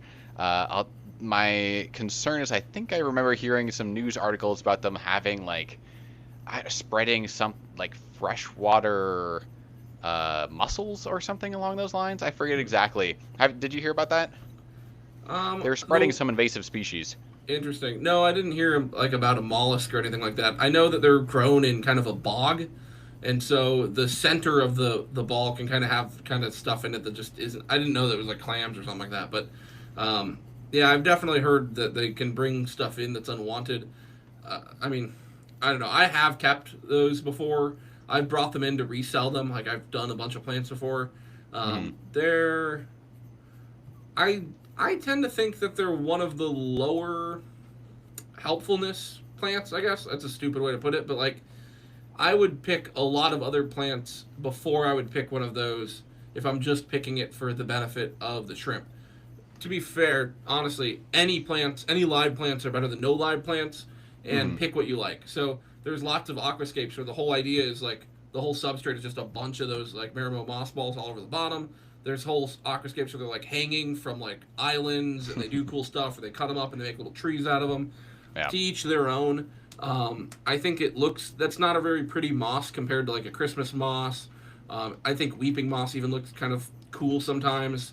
I think the only moss it kind of looks better than is Java moss, and I love the look of Java moss on its own, so it's not really an aesthetic thing for me. They're interesting. Yeah, pull up a picture. Yeah. I think see, I love how they got a picture of a shrimp on there. For me, in my opinion, I think there's a lot of better plants for shrimp. If you just want to pick plants that benefit the shrimp, for me, guppy grass is still my weapon of choice, but Java moss is phenomenal. Lots of stem plants are phenomenal. I don't know that this specific moss is offering any benefit that any other like moss is not offering. Yeah, I mean, I don't think there are any too big of issues, uh, like like serious concerns. When there were issues with like invasive species, they took them off the market, and I think they are coming back. I'm just looking to see. Okay, looks like Baxwell mentioned quagga mussels. So yeah, I mean, so certain freshwater species can be really, really problematic. Why I would never again recommend you put anything from your aquarium into any sort of like natural ecosystem. They are just not meant to be there. But yeah, if you like the look, go for it. If you don't, I think that like a lot of the surface area that is in these moss balls is kind of in the center where shrimp can't necessarily access, but they look really cool. So up to you. Let's see here. Going back. If we could change one thing about Neos, what would it be? Fun questions. I love it, Maxwell. I know. Go first on this one. I haven't thought about this one at all. I mean, I'm just spitballing here. Let's see. How about it would be nice to, if their genetics were just clearly written out. I want them to have little scrolls they come with that all have their genetics, and you can just like adjust them, erase some stuff on them, and then maybe like put some new ones on. Or yeah. Put some switch the A's and T's and C's so I can easily change the color without having to wait for them to breed. I think that'd be really convenient, and I don't know why they haven't implemented that yet, frankly. So hopefully, Adam, with your breeding journey, you'll be able to do something where we have a little bit more control over these animals. I hate that they're animals, I want them to be just genetic playthings. Yeah. That's horrible. I've always thought a really nice purple Neo would be wonderful, and it's a shame cool. that you cannot get the color purple naturally, at least. It's unfortunate. It just doesn't seem like the red and blue pigments quite play together properly in the body. So, yeah, no, I think that would be cool. I did some research in this a long time ago, because when I was younger, I was like, I'm going to be the first one to breed a purple Neocaridina shrimp. And there's some other people that are a lot smarter than I am that have thought through this already. And I think the issue that they kind of drew up was that the chromatophore doesn't have the background being black to create the same luminescence that something in like a guppy would. So just to throw it out there, the way that the guppy works, the way that a guppy works is that each individual crystal is kind of starting as light hits it, it bends it out. And so you're looking at a guppy, the bright blues that you see are effectively it just kind of reflecting in kind of the very like recessive trait of them. And so you can get a more of a pinker, a magenta guppy if you start with a very blue guppy and then slowly dial in the black, which is kind of adding as a background color so that the blue shimmer is kind of conflicting against a black background. Whereas a shrimp, you don't have the same way that the color is being generated. And so developing the purple doesn't work the same way. The difference is actually Caridina shrimp have the similar mechanism. That's why they're much more opaque in that capacity. And so you can get deeper and darker purples in Caridinas. It's still very, very recessive. So getting a line of that, especially making it brighter, is almost impossible. But I have seen a purple shrimp in my life. It was just unaffordable and not line breedable, and like they're cool, but I don't know. Have you seen any purple shrimp in real life? Oh, well, not in real life. I mean, you see them online, have people posting the like beautiful metallic purple Caridina all the time. Yeah. And you can see some kind of more like muddy blue red like Neos every so often. I mean, they kind of look purple, arguably, but yeah, they're not quite the same. It leaves something to be desired. Yeah. Maxwell had a good question a little earlier where he said, do you have any tips for counting shrimp in a large colony? I do actually have something I want to throw out there because I've been developing this method. I think the standard should be a pure sampled inspection, to be honest. So what I've done for me is I tried to quantify the life cycle of a colony. So it's either in that very explosive growth phase where we have lots of females that are going to be buried at any given time. We're seeing a huge population curve, or the colony is flatlined. There's not really a colony going down. That would be like you're selling or something like that, and then you would be the one kind of doing that. So you have two different statuses, right? Like it's either exploding in growth or it's staying constant. And I want to measure it across multiple different months using kind of a general sample. And so the way I do it is when I feed, sometimes I feed in like to frenzy feed on purpose. And I find that generally it's going to be the adults that are willing to come out of the woodwork to go find wherever I put the big lump of food. The juveniles might happen to be there, but the adults will kind of push them out of the way. And I think that gives you a good chance to say, in any given tank of any given footprint, you can start estimating it. So for me, in a 10-gallon, I'll count all the adults whenever I feed like a bunch of food at once. This is going to be after like 2 days of not feeding, by the way. So like you can't feed the day before, otherwise not all the adults are that hungry. But in a growing population, I'm looking at them. I'm going to feed something like, let's say, a green bean or something. Come back, look, and count all of the adults in there. To me, in a 10-gallon tank, I estimate that there's somewhere in the neighborhood of about 50% of the adults are going to be attracted to that food right there. The tank volume is real small, it's real close together, and if they're hungry, they're going to kind of be coming out of the woodwork. But in something like a 125-gallon, like it is almost impossible to do an accurate estimate without just kind of feeding, 4 different locations and then trying to add all those up. I find that the surface area and proximity to food distorts that methodology. And by the way, inventorying colonies of shrimp is a classic industry issue. So nobody has a good solution for you, unfortunately. And I'm developing my solution for a business is going to be when I do reset, I'm tracking how much I reset, and then over time I'm calculating how many I sell out of there, and I'm just going to effectively create a retroactive model of my own efficiency by colony and bloodline. So I might have 3 bloodlines of reds, and I might have an SSS tier. These are like my show quality reds. I have a really nice quality, and then I have some other quality, like a B tier quality, and then I'm going to track, if I put in 20, of each after 3 months, how many have I sold out of here, then do a real, like, full-blown count, and then hopefully over time I can get better at modeling it. Mm-hmm. I do hope you get to the point where you've scaled your business up enough that you can afford to get some sort of like machine learning going, where so you just like as you're draining the tank, it just counts every shrimp that goes by, and then you get a good accurate count at least of like the end. Or maybe you can do like I don't know, every couple of days you just drain some portion of the tank, and then you get to see how many shrimp go by, and you can estimate the population like that. I mean, they do it with a lot of other like animals and or seeds and stuff like that in industries. So the technology is certainly there.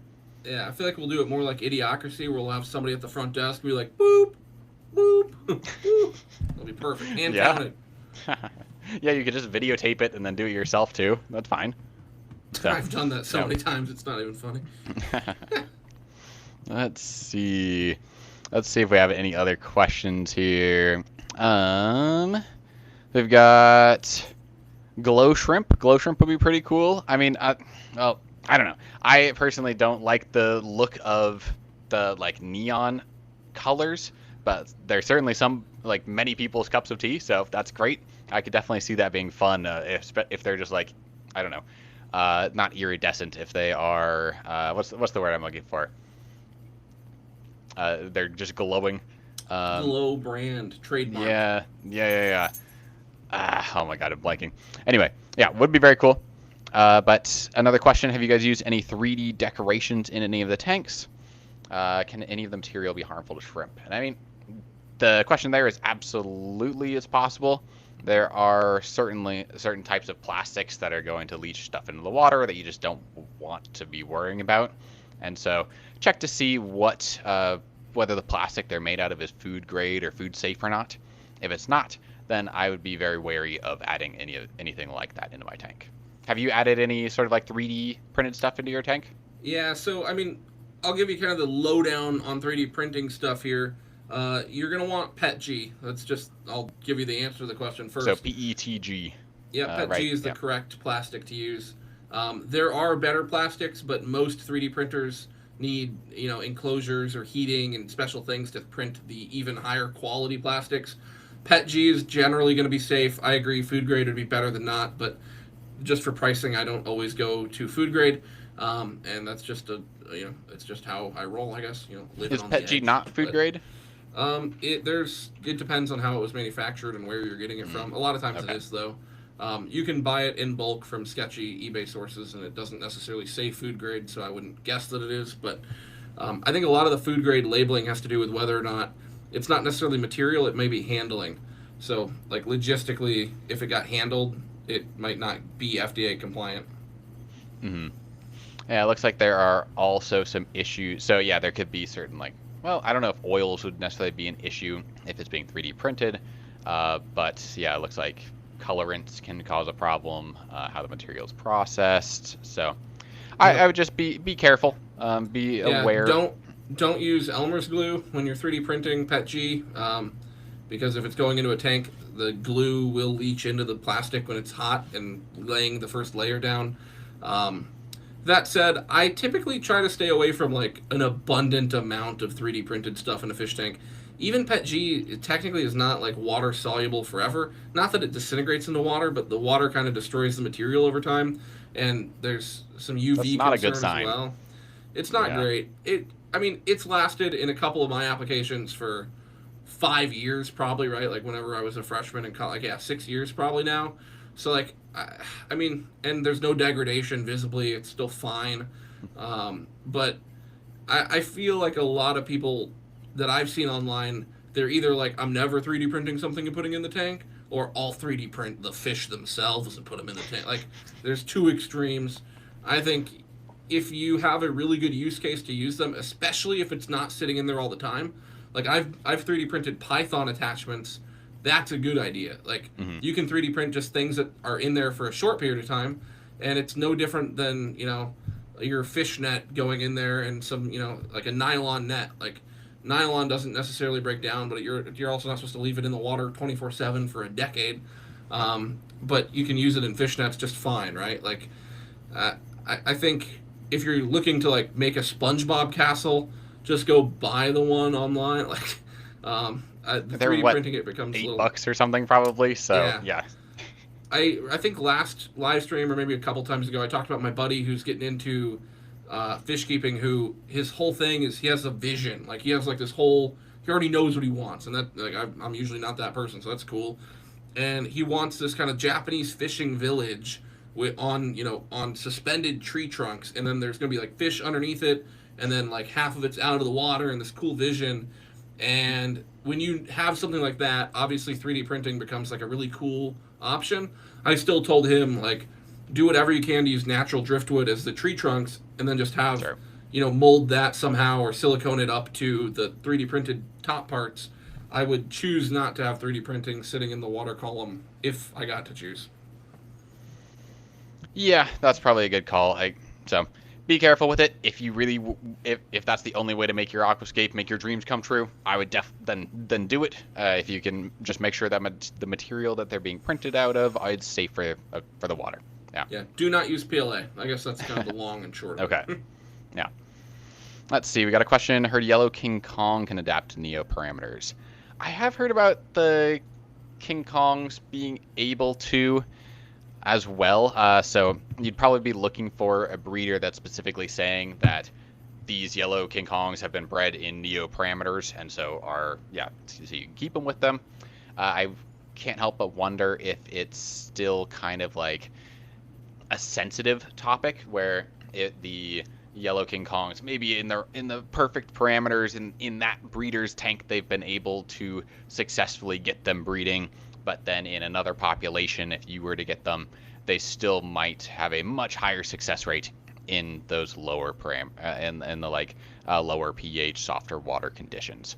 But really interesting. I would definitely recommend checking into it because I'm not that familiar with it. I don't know, Adam. I know you're not super big on the Caridina side, but do you have you heard of this at all? It's funny that you picked yellow King Kongs. I actually have heard of this, and in talking to Mike this weekend, he's a fan of keeping kind of the trying to keep Neos with other things. I really think like a lot of things are possible. It doesn't make it easy. Like I wouldn't like if you came to me like, dude, I'm doing this. It's possible. I'm not mind blown. Like, okay, I believe you. You're probably telling the truth. How many times did you fail, and would you recommend somebody else to do it? Right? Like, is it optimized for either one of them, or are they both kind of losing something in this situation? Um, I don't know. It's kind of hard to say. It's interesting though. Um, Mm-hmm. I don't know that I'm ever going to get big into trying to like. I don't know. There's some amount. It sounds bad, but I was reflecting on it this weekend. There's some amount of like ego in just trying to like these two things are meant for very different, biological, standpoints of water parameters, where they came from, what they're for. I'm gonna shoehorn them together, right? Like, it's almost like I want to beat the 8-year-old version of me at his job, right? Like, I'm keeping a common pleco, live bears from South America, cichlids from a lake in Tanganyika and Malawi, and I'm gonna keep some, Asian strain of shrimp. Like, all right, like, what's gonna happen next, right? Not that it can't be done, but like, is it beneficial to do that? And the answer is Mm-hmm. probably by and large no. Doesn't mean it can't be done. It's not something that interests me, I guess, a whole lot. Yeah, I mean, I want to add that the more hobbyists who are doing this, the more they are maybe pushing that breed to actually be able to adapt to those conditions. And so the more likely we will eventually see that. And if you want to be on that kind of cutting edge trying to create that hardier breed, then that's awesome.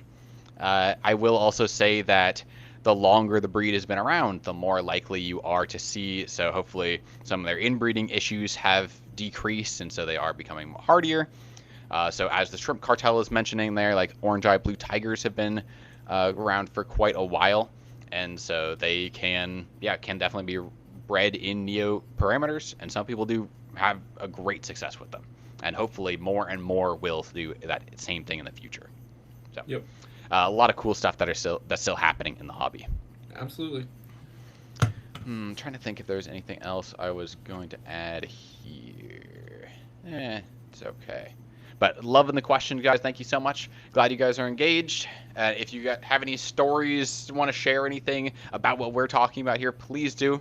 I mean, we know a decent amount. We've got a lot of experience between the two of us, but there's always more to learn, and so your experience is very valid and very valuable here. But well, let's go ahead here and talk about a little bit like the identify causes of death in your shrimp here. So there are some obvious ones, like if it's a really good idea to familiarize yourself with what the ring of death looks like, where you are on almost any color of shrimp, you are able to see a nice crack in its shell, right around, like halfway at its saddle. I'm guessing you probably know what I'm talking about here, at the point between its cephalothorax and its abdomen. And when you're looking, if you see that, there's a good sign that the shrimp was about to molt, so it was probably stressed, or possibly that it actually failed its molt. If you can see any sort of scrunching around the edges there, then you have a good sign that that there's a mineral deficiency, or it's lacking the proper balance in its diet here. I would start with the mineral deficiency unless you already have remineralized RO water. If you're using a remineralizer, or you've like measured your calcium and magnesium levels in your water and they're good, that's when you look to diet, or towards the diet here, or potentially your water change schedule, something like that.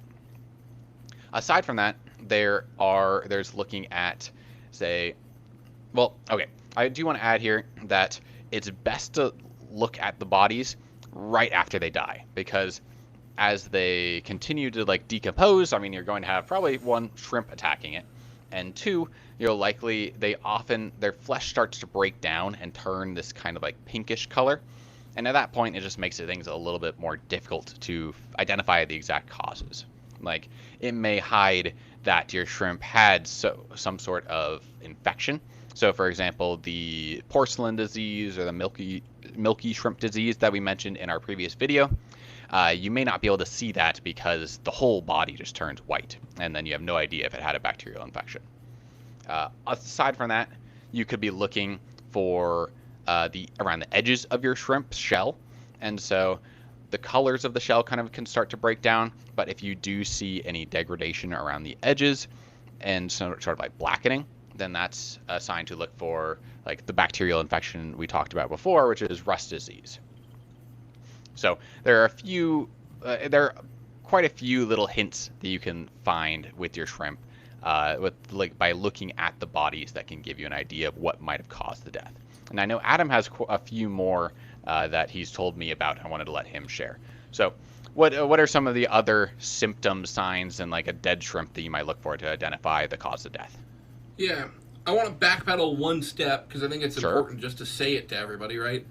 And I'm no doctor, but triage comes before autopsy every single time, right? Okay. What that means is when you're seeing deaths, it's critical to triage your tank, and triage is just, it's effectively sorting out something, right? So in the medical terms, I picture, there's a war going on. Triage is, walking wounded. Okay, you're waiting for an ambulance. Okay, critical condition. Get this guy an ambulance. And this guy's so badly killed, like he's already dead. He's alive, but he's not gonna be. Don't waste the ambulance on him. Let's get this guy there. Triage is sorting the wounded, right? And so for shrimp tanks, if you wake up and you go like, oh, I'm gonna turn on my light on my shrimp tank and look at them, and wow, there's 4 dead. Like, step 1 is not analyze the shell and, phone a friend and hop on Reddit. And, like, step 1 is remove the decaying bodies immediately. And I would measure ammonia immediately. Even if ammonia is not what killed them, it absolutely is probably going to spike if you have multiple dead bodies in a small volume of water. That probably happened earlier in the night if you have multiple of them. And then it's, it becomes, I feel like people chicken and the egg this a lot, where it's like, well, I have a death. Whatever killed it could kill the other one, so I need to figure out what killed this one so that it doesn't kill the other ones. Like that kind of, and round we go.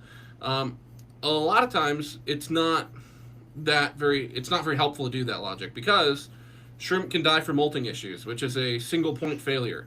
So that doesn't mean there's like some big disease like boogeyman in the closet that's going to wipe out the colony. It means, that shrimp named Bob just dropped dead today because he couldn't molt. And all the other shrimp in the tank are probably fine, right? They may have had a similar stressor, right? Maybe you just got them. Maybe there's a harsh water change or temperature swing or whatever the stressor that may have caused a molting failure like that happened. But just seeing a dead shrimp isn't necessarily indicative of like a colossal failure. Mm-hmm. My limit is about 3. If I see 3 or more dead shrimp at a single time, there's a huge issue on hand probably. Well, how big of a colony would you be thinking about at that point? Over 20. If you have 10 shrimp, if you see 10 shrimp and you have 3 dead, that is, you just lost a third of your population, right? Like, I would think like if you see 3 shrimp at like 50, 100, then it'd be an issue. Or 2 shrimp for 20, 10% of the population, definitely an issue. Yeah, absolutely. Sorry, continue. Yeah, and so you want to do your due diligence. I'm not saying ignore the clues. Obviously, don't ignore the clues. And I can give you kind of some ideas of things I've seen of those clues. But, like, first, remember that, like, what matters are the other alive shrimp, and, what can you do to make sure that they stay alive. And so if that means you have ammonia in the tank, that means, do you have a way to neutralize ammonia? And if you don't, and I would recommend everybody have some kind of ammonia neutralizer on hand. I recommend it actually for the procedure of just, doing drip acclimation, to have it on hand. But if you don't have a ammonia neutralizer, generally a solution is do a water change to physically remove a quantity of that ammonia, and do a rather large total percentage of water change over kind of a moderate amount of time. So like if you're going to do a 50% water change, maybe do a 50% water change over the course of like an hour or 2. The ammonia is going to be very harmful. By the way, if your ammonia is like over 2 or 3 parts per million, it's, DEFCON 3, 80% water change within like right now. The water change is not going to kill them as fast as the ammonia. So do your water change quickly. Let's talk a little bit like identifying cause of death. Now we're talking like we're doing the autopsy. You are the detective trying to figure out what has happened in the past. The first thing I'll throw out to you is it's very difficult, right? Like, and most of us don't have the scientific instruments to say for certain what actually happened, nor do we have the luxury of, being there and holding its hand bedside in its final moments. You come in the morning and it's been dead for 8 hours. It's already picked apart. You maybe didn't even see it, right? Like, by the time you see a dead one, maybe one died yesterday that you missed, right? I mean, I have 158 tanks, so it's a little harder for me to catch it every single time it happens. Hopefully you're more involved on the individual tank by tank basis, but when you're getting in there looking for it, it's like, okay, you found a death. Immediately I'm looking for, are there any others, right? Okay, I've cleared the tank. There are no others. I have a dead body. My ammonia's fine. Let's autopsy it. What I'm looking for in there, actually first is going to be behavior of these survivors. If they're all behaving normally, it's pretty easy to rule out problems like dissolved oxygen. It's pretty easy to rule out stuff like something toxic in the water, like a pesticide or something in there. Usually behaviorally with the rest of the colony, you'll be able to rule some stuff out, which can be super helpful. If everything else is hiding, this is a common one I see. If they're hiding, that could just be the ammonia and the stress of the ammonia being in the water. That's not necessarily indicative of like something explicit like that I could just tell you. When you're looking at the dead body that's in the tank, if it hasn't been kind of eaten and ripped apart, a lot of times what I'm looking for is the flesh color. So like you already kind of touched on that, so that's good detective work there. A lot of times the shrimp looks sort of absolutely fine, right? Like sometimes they're opaque, it's been a long time. Sometimes the shrimp looks straight up normal. It just dropped dead and you caught it right there. Oh my God, dead shrimp, what happened? A lot of times I figure out that those ones that look fine, that's the case where it's going to be like a specific shrimp has died. When I see that the body is opaque, that there's, even if there's like red marks, if it's like it depends on the color of the shrimp of like what it's going to be able to look like, what you're going to be able to see. But if you can tell it's been having like stressful breathing, or if it has bacterial issues, or if it is like has a specific issue, like if it's kind of folded in half and curled and kind of stuck in that like paralyzed position, there's lots of those that are like more extreme. Like they don't just look like it looked like it just fell over on its side. If they have all these like if it looks kind of gross, I think it's fair to say there could be a bigger problem at hand. Usually a molting issue to me when I see it, it doesn't, unless I catch it really late, they don't really look gross. It just looks like a dead shrimp. Like it looks like a live shrimp just stopped living and it's dead, not this decayed kind of, thing that looks really bad. I don't know. You almost always see the crack in the back. Like when I'm on like the shrimp tank subreddit, it's pretty easy to see like, that shrimp had a molting issue, is about to molt, and it was stressed already from some bacterial infection, and then unfortunately didn't make it. But so definitely be aware of that crack on the back. Yep. But yeah, continue. I mean, you're covering things excellently. So as I know you were talking about. I could kind of address the in the bag too. We talked about that a long time ago. You and I just on a phone call. Yeah, that's what I was most curious to hear. Yeah. So for those of you who are buying shrimp, especially online, but this totally pertains to if you just go to the fish store and you're bringing them home, a lot of times you'll notice a dead body in the bag or two. That's pretty common. Like that's just, unfortunately, that's kind of the way shrimp are during shipping, especially if it's large quantity. If you're an importer and you order 250 shrimp per bag, if you don't see a couple of deaths per bag, consider yourself extraordinarily lucky. It's very common. And so let's say you have some shrimp in a bag and you get them home and okay, let's say there's 2 deaths and you have, you started with 12 shrimp in the bag. So they ship you 10 plus 2. That's very common. Usually reputable sellers sell extra in every bag just because they know there's always the propensity for who knows what happened. It got caught in the corner of the bag during shipping and got crushed. It was having a bad day, whatever the problem was.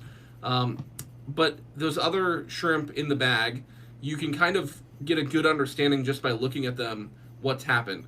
So assuming the other ones are alive, if they are like gasping for air, or if they're swimming around, like acting kind of nuts, going crazy, to me that's immediate cause for plop and drop method. Do not sit there and try to drip acclimate them.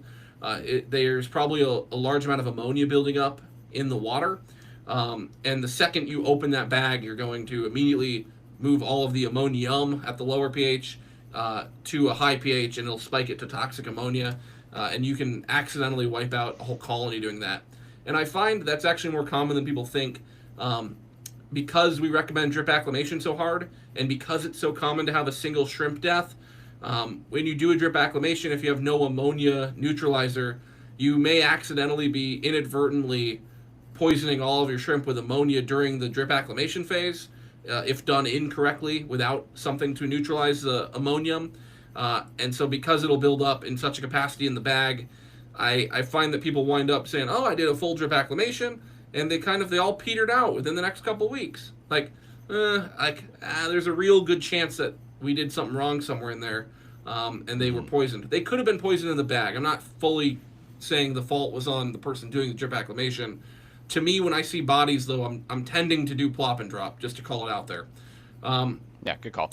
And so, let's say, unfortunately, you get a whole bag, and the whole bag is dead. 100% casualty, everything is dead. There's a couple of things to note that is good feedback. Obviously, nothing is going to bring them all back to life, so it's kind of a total loss at this point to you as a customer. But there's some interesting points. For one, if the color of the fish is the color of the water, so like if you have a whole bunch of cherry shrimp, say you have red shrimp, and the water is tainted like a little tint of red, that tells you it was heat that killed them, almost 100% of the time. So a whole bunch of blue shrimp, and the water is kind of tinted just a little stingy blue, and the blues don't leach as much as the reds. It's very common in reds. And generally, just so you know, importers pack reds higher density than blues and oranges and yellows, typically from what I've seen. And when they do that, it's the higher density that can lead to issues.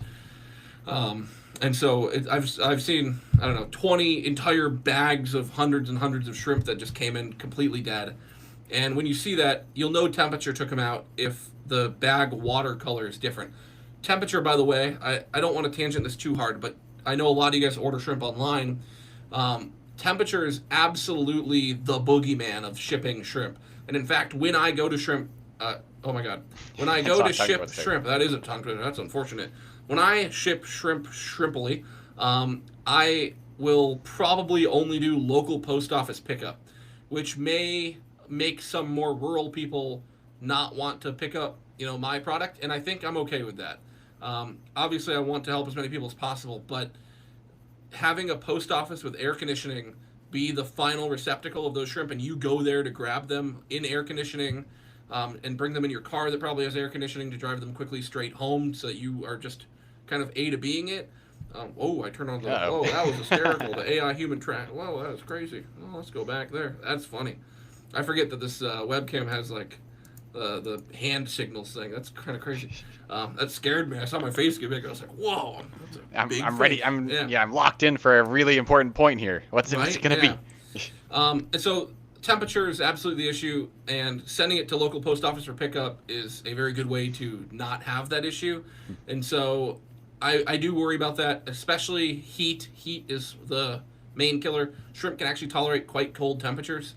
In fact, I find people put heat packs in with shrimp when they ship them in the wintertime, and it's almost all the time the heat pack that wound up killing them, where they would have been fine if they would have gotten cold. Shrimp can actually survive underneath a layer of ice when I see people do ponds, so the shrimp can take real cold water temperatures. Obviously not extreme, right? So if you just take a small package and set it on a doorstep in a blizzard, they could just freeze to death, and that's unfortunate, but heat is what gets them usually. And so the heat, you'll see them, the watercolor in the bag will shift. A lot of times, the other methodology that'll happen is you'll see them ripped to pieces.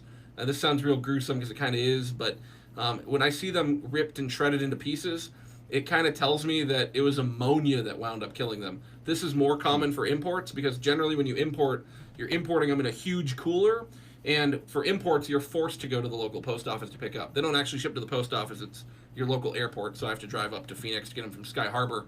But because it's such a large dollar amount, there's more emphasis put on caring for the animal. You pick them up directly. As soon as they get off that plane, you're waiting for them at the airport, and you load them right into your car and take them directly home. And so if you get home and you have a bag where it's 100% casualty, when they're ripped to pieces, it usually means there's an ammonia spike, unfortunately. And so they dissolve the bodies to some degree, or some of them are starting to eat each other and then just spiraled? Yeah, it's hard to say. There's a couple of going theories. It's a pretty well documented ammonia kind of problem. I think some of the problem is due to hyper respiration. Effectively, they're breathing a ton when the stress level of that toxicity starts rising, and so you'll see a lot of them have like red gills. It looks like they kind of get like red, and then the rest of them goes kind of white and opaque or clear even. Okay. And so you'll see like little red spots all over them, and they're all kind of ripped to pieces. My kind of theory is that it's bringing the pH down so much from so much respiration of CO2 in there that it's driving the pH low enough that it does kind of act as like a loose acid. And they're all going to be running around and scurrying around. And like we said earlier, they are more powerful than you probably give them credit for. So they have the ability to rip each other apart if they wanted to. I don't Have know. you noticed anything like that in your actual like tanks? Do you ever see like reddish gills from like ammonia toxicity or anything like that? Because I haven't really heard of that. No, I don't really see it in tanks. Okay. Yeah, no. Yeah. You did mention something about like the way that the body looked in terms of being like curled up as well, and so I thought that was a really important point. Yeah. So usually when I see that it's like an ammonia was the culprit in the bag, they look more like a cooked shrimp where their muscles tighten, and so they kind of form the shrimp where they all look like they got clamped together.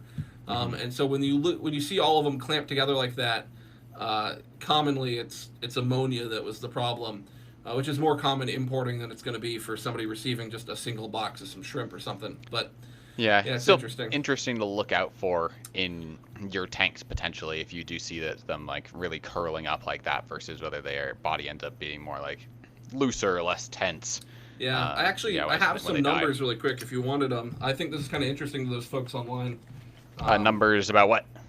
So back from I used to sell on Amazon, if you guys didn't know, and I sold shrimp on Amazon, purely imported. So I'd import tens of thousands of shrimp, and I'd flip them on Amazon. And I have some numbers. 95% overall success rate, including every single shrimp I ever sold on Amazon. So only 5% of my orders ever got refunded. And just because an order was refunded doesn't necessarily mean it was a DOA. It could have been I refunded them because I just didn't want the hassle of trying to deal with the customer. You deal with all sorts of folks, and so when you have hundreds and hundreds of customers, sometimes it's just not worth your time, so you'll just refund it, right?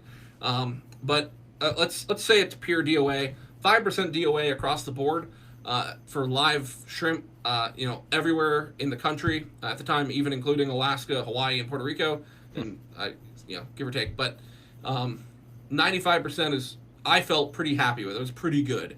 And so the number that doesn't show is of all of those customers that bought those imported shrimp, how many of them saw long-term success? I have no metrics for that, honestly. That's the part that's really hard to quantify. But I effectively felt like I was doing my part. Like, I'm doing my part, right? Trying to get them to somebody alive. And what I found was I actually had a 99.8% success with direct-to-door or direct-to-post office. So for people that opted, yep, that's my little brother. Sorry, you said 99.8%? Yep, yeah. So Okay, I only cool. had a couple of orders that I ever refunded. It's Dr. Demon Yogurt. That's my little brother Ethan. He Nice. for multiple years he was my shrimp cupper, shrimp catcher. And so when we were shipping them out, 20 orders a day at sometimes,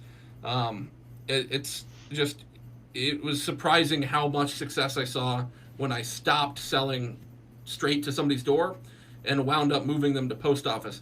In fact, my old incentive was I lowered the price. I had two options. You can pick, do you want it direct to your door? Do you want it close and just send it to your local post office? And I made it cheaper to incentivize people to try to pick the more correct option, in my opinion, the one that is going to offer more success. Mm-hmm. And I still found 10-to-1 people preferred the direct-to-door, Sure. which speaks Makes a little sense. bit to our habits on Amazon and our laziness. Genuinely, to those of you out there, if you are somebody, like if I'm speaking, if Mark Shelley, if you hear this, try incentivizing people to pick the post office option. I think it's the right call for the animal, and I think as a hobby we can do a better job of treating animals showing up in the mail differently than if I have a set of silverware showing up tomorrow, right? Like I buy all sorts of junk on Amazon, and I'm used to it just getting here at my door, which is pretty cool, and I love it. But when I'm buying a live animal, like there's a different level of expectation and your local Amazon delivery system is not set up, or post office, right? Well, it doesn't matter if it's Amazon or not. Um, it's kind of poor to set out a live animal on a doorstep. They might deliver it at 9 a.m. and you don't get home till 4:30 p.m. after work. Crap, it's out there all day. It was just bacon all day. Like, it could have arrived at your door totally alive and then died right at the final stretch. Even with a 95% success rate, which is why all these sellers, I would say, get away with it, right? Like, most people offer direct-to-door sales if you're selling shrimp online because they know it's easy for the customer. It's what people would choose if they're given the option. And it's still 95% successful. The problem is, right off the gate, 5% of everybody that would be interested in keeping shrimp is immediately starting off with a horrible, possibly game-ending experience. And I would genuinely argue there's a big percentage in that, 95% was good. That's an A+ in a lot of places. 95% is good. However, because it was such, 5% went bad, I don't know what percent almost went bad. How many of them, they arrived alive, but they were in pretty bad shape. That water was, 83 degrees, 85 degrees, 89 degrees, right? Like, it makes me wonder. And just to throw one other useless thing out there when I was doing this, the people that I would do local post office pickup, I didn't wind up hearing a lot back from them ever, which is typically a very good thing on Amazon. It's usually the people that are like, a week later, hey, all my shrimp died, will you refund them? And it's like, oh, gee, like, as a seller, it's like, I want you to have a good experience. And if I don't refund you, like, I'm going to get a bad review. I want you to be able to buy more shrimp. Like, I want to send you, like, can I send them to you again? And then I would ask, like, okay, if I send them again, though, I'm not going to do it to your doorstep again because that clearly didn't work. Would you pick them up from a post office if I send them again? And they're like, no, I didn't pick that option. It's like, okay, I'm just going to refund and ask, please don't buy it from me again, right? Like, I think the post office is kind of the strategy here. For the local people. And on Amazon, if you're a seller on Amazon, you have the option of doing it's a hold for local pickup, and so they'll hold them at like Walgreens and Whole Foods and whatever the Amazon affiliate places are too. But yeah, good to know. That's a good tip. We'll probably throw that in when we make our next goal is going to be making this a huge, like, kind of combining all of the videos plus any corrections that people have mentioned plus information from this live stream to create like the most complete guide we possibly can, some like hour and a half, maybe 2 hour long monster video on YouTube. And so I definitely want to add that in on the where you're getting your shrimp section that we talked about since we missed this part. So very cool. Did you have any as far as like any other death signs that a hobbyist could really be looking for in their tank? Did you feel like there was anything that we missed here? And again, everyone in the chat, please feel free if you have any others to add. We'd love to hear them. Yeah, I mean, I think that kind of covers it. I think paying attention to the behavior is a very important thing, right? Like, the ones that are living in there, we focus a lot on, like, you'll notice all the ones on Reddit, it's always pictures of the shrimp that died, right? I'm much more interested in a 30-second video of the shrimp that are in the tank still alive, right? I think that's not looked at enough. So those can offer you more clues than a dead body can, unless you have, microscopes and abilities, and, most of us are a little out of our depths, I'd say. It's always a bit of a guessing game to figure out exactly what's going on. But yeah, looking at your shrimp, seeing if they're lethargic, if it's something affecting the entire colony, just a single individual. Yeah, and I mean, I had some issues with this tank recently. Well, I don't know, kind of over the past year or so, where I just had, I think it was actually like initially caused by when I moved my Orange Rilly colony like 2 years ago or something to the warehouse here, and I think they got a bit of a bacterial infection from that point, and it was just kind of a slow death of individuals over time, no matter what tank I moved them to, anything that happened. And so I am becoming more of a fan of doing like more hydrogen peroxide treatments on the tank, because that can kind of go in and get in all like the gills of the shrimp, help just clear out any like bacteria that may be causing an issue, and hopefully helping the shrimp survive and be healthier. On that note, adding in, if you're ever worried about it, you can add in tannins, you can add a little bit of extra aeration. There are a number of different things that you can do to actually help like ensure that the water is healthier. On that note, let's see. I think we were just about done with the topics then, unless you wanted to add anything else before we move to our conclusion.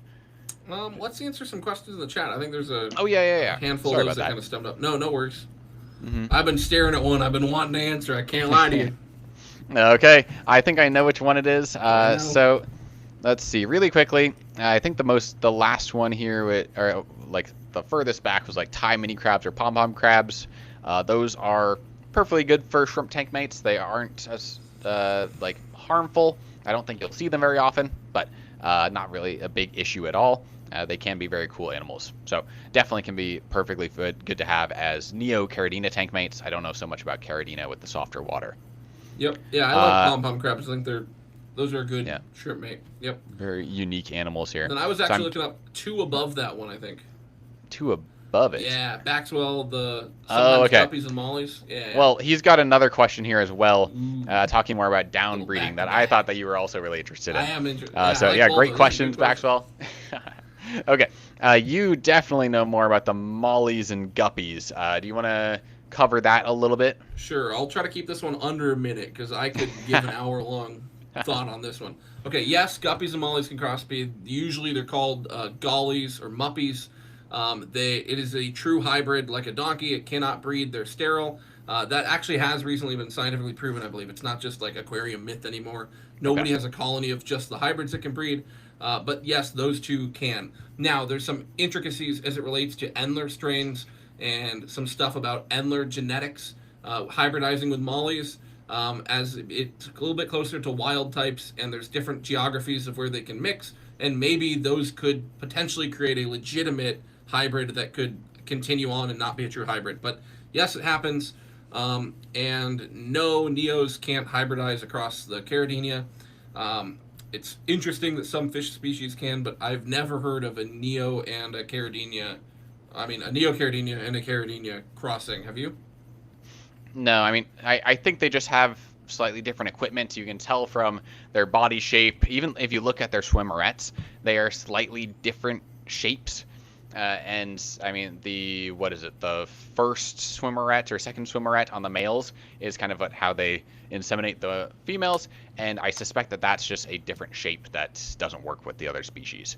Now that being said, like we have the 2 different types of Neo-Caridina species in the hobby, Davidii and Palmata, and so those are a species, I believe, because they're separated more geographically, and so in the wild. But then in our tanks, they can come in and are essentially, they have all of the same equipment and very similar genetics, so they can breed perfectly well together. But yeah, I've never heard of anything at Neo-Caridina, Caridina just doesn't work together. And so let's go ahead. We can move to their other question about down breeding here, having some greens popping up in a red-only tank, which is pretty cool to see. But yeah, I don't know what kind of green, how bright they are. There's some pretty ugly ones as well. But we can talk about down breeding here.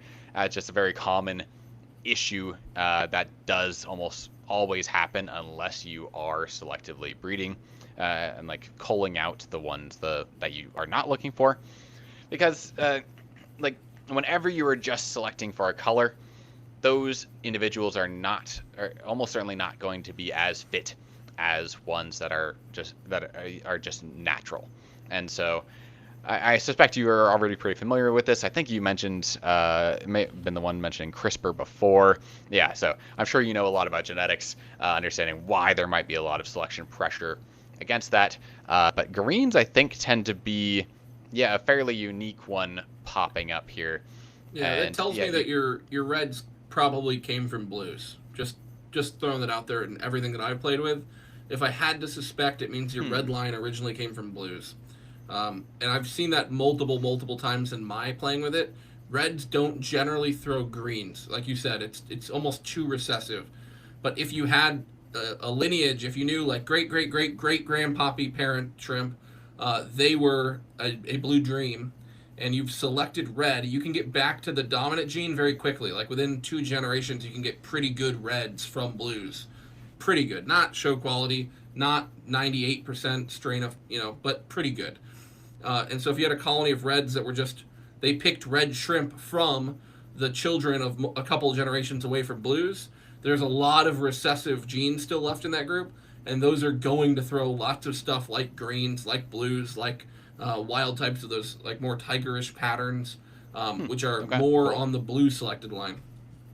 So you think it's much more likely to be something from an impure line rather than, say, a genetic mutation that's causing the green? Depends on how much the green is, I guess. I read the word green, and I'm picturing a pretty universally, like if I asked my mom what color is this shrimp, she'd be like, it's kind of green, right? Like if it's green, it's very unlikely that you're going to just get that color from reds. It actually took like a decade of breeding to get to green, and they did it from the blue lineage originally. But it's cool.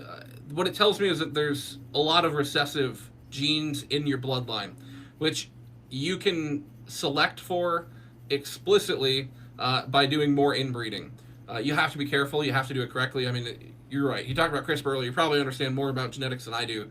But when you're doing that, make sure you're outcrossing to other bloodlines at some relative frequency. For me, I do it every 2 generations at least. Like, you don't want to go more than 2 of just pure inbreeding sibling to sibling.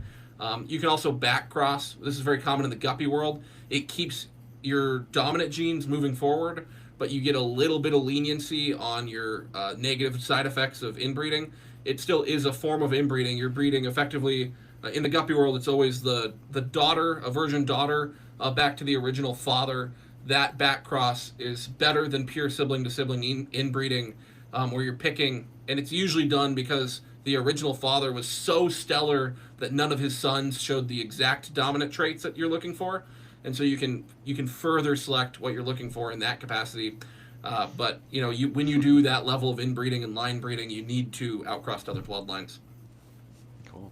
It's awesome hearing how much you have, how much research you have done into all the the breeding aspect of it. Hearing about it, because I did not know about how how that reds who had been bred with blues would be more likely to throw greens later on. So awesome. Let's see here. I guess can I say one other thing on this one? Sorry, yeah, of course. Go for it. Oh yeah, man, zoom in. Let's see it. Hello there. Yeah, right. Oh, dude, the hand thing. Just keep. I talk with my hands. It is not that important. We're gonna go back here. A little rewind time, everybody. I don't know how to turn that off. I gotta probably play with this camera a little bit more. That's hysterical. Anyways, what I was kind of throwing out here with these ones is I picked blue because that's the most likely point for it to happen. But of course, it could have been greens, right? Like, it is green. So if you had a colony of green jades and they throw reds, if you select those reds and breed them to the other kind of brownish red ones that your green jades throw, within 2 generations, you can get a pretty acceptable red cherry shrimp back from them. And you could just pick all those red cherry shrimp and sell them to somebody. And then when that person breeds them, they're going to throw greens, right? Like, that could happen too. I think that's less likely, typically because the people that keep good green lines are culling in a capacity that's better. And typically blues are so much more prevalent in the hobby that I just thought it was more common it would have been blue. But you're kind of right. Like, it could have been either. I find it very unlikely that it was a very historically, known lineage of pure red that just happened to throw out something. Of course, it's on the probability list, but very low down. Cool. Great to know. Okay. Then let's go ahead here, move on to next final question we have so far. If you guys do have any other questions, throw them out now, because otherwise we'll be moving on to conclusion, talking about kind of some of the stuff our plans in the future. And and then we'll be ending the stream here, probably next 5-10 minutes. Would adding bear sponges to a shrimp tank be considered a food reserve of sorts? And it's like, yes, you could definitely add some bear sponges to the tank. I mean, they, I don't know if they're coming from another tank that they've already been kind of pre-cycled in, then they will definitely have food on them. Otherwise, they'll probably take a couple of weeks potentially to get a good source of biofilm on them. But if you are, I don't know, I mean, they're going to be floating in the tank, so, and if you are going to be adding something for extra surface area, extra food, I'd probably go with maybe something like lava rocks or some other porous, easily sinking material Driftwood could also be a great option, like cholla wood. Adam, what do you think? Yeah, I don't really add extra sponges to tanks unless they're sponge filters, right? Like with the base, Yeah. with something to sink them, with some air to like move the water through them. Again, the reason sponges are so efficient is that there's the sponge filter has a mechanism to draw the water through the sponge. A sponge on its own, just sitting in the water without any way to recirculate the water through it, is pretty extremely inefficient, right? And I would argue very, very inefficient. So I don't know that just like toss a sponge and let it float around the top and like it's going to add a bunch of food. I don't know that that's really adding a whole lot for you. You would be better with just a kind of an ever substrate, something with more porosity to it. Maybe a big rock in the tank would be nicer to look at than the sponge and probably offer a little bit more benefits. If it's another sponge filter, I am all for it. I like having some redundancy. I like having another one that you could go start another tank with. So I've run tons of tanks with 4 sponge filters in them and Yeah. works fine, no problem there. But Almost always kind of dealer's beneficial choice. to have Yeah. more filtration. Yeah. Yeah. And as far as Baxwell, let's see. We don't have any scheduled streams, but I would definitely want to do this more often in the future. Absolutely. This is I like that technology has all been working. I don't like. There's one stream, basically the last one before this series, where I tried and had some issues with audio and whatnot. So I'm going to be trying a couple different streaming softwares out here. But we definitely do plan to do more in the future. It's a lot of fun to talk with Adam, to talk with you, and to get like all these interesting questions and continue learning along with you. So I've been having a lot of fun with them. I know Adam has been too. Yep, I agree. So we'll probably be kind of recovering, getting a few more, like maybe focusing on videos or something for a month or so, and then coming back to it. But yeah, we really appreciate you guys all tuning in here. Yeah, and Let's Baxwell, see. if you want, think about what you'd like us to talk about, right? Like, Yeah. and all you guys out there, right? Like, I definitely want to stop. Like, I like talking about stuff that I feel like I can talk about. So you'll see me rabbit hole very quickly on stuff like breeding guppies and molly hybrids and, importing and breeding. And so for all those things, I absolutely have a bunch to offer. So if you guys would like off the top of my mind, I think it would be very beneficial if we did a stream kind of talking about how buying shrimp online kind of works, the different parts of it. Maybe to those of you out there that would like to sell them online, I have a whole bunch of ideas for you, stuff like that. But yeah, if you guys have stuff you're interested in seeing, the other thing I just want to throw out there is like Rick is very well connected. He's got all sorts of other resources. So I say that as like really good thing. Like there's probably conversations I would love to be a fly on the wall for you to talk to somebody else. And I probably have nothing to add to the conversation, but I'd love to hear like from your scientific perspective and somebody else who has a really good perspective in like some other small part. There's stuff that I have just whole realms where I just have nothing to offer, and so if you guys come up with those, I'd love to hear them too. Yeah, I mean, feel free to any video you see, anytime, any post. Feel free to be like, oh, we'd love to see this live stream topic or something, or we'd love to hear you chat with this person. Yeah, we absolutely intend to do that. I intend to get like Mark Shelley on here again. Totally. If there's anyone else you want to see, though, let me know. So that is our plan here. I'll be continuing to do more interesting videos. I've got a fun experiment with substrate color going on that hopefully will be done in the next, probably going to take a couple months still.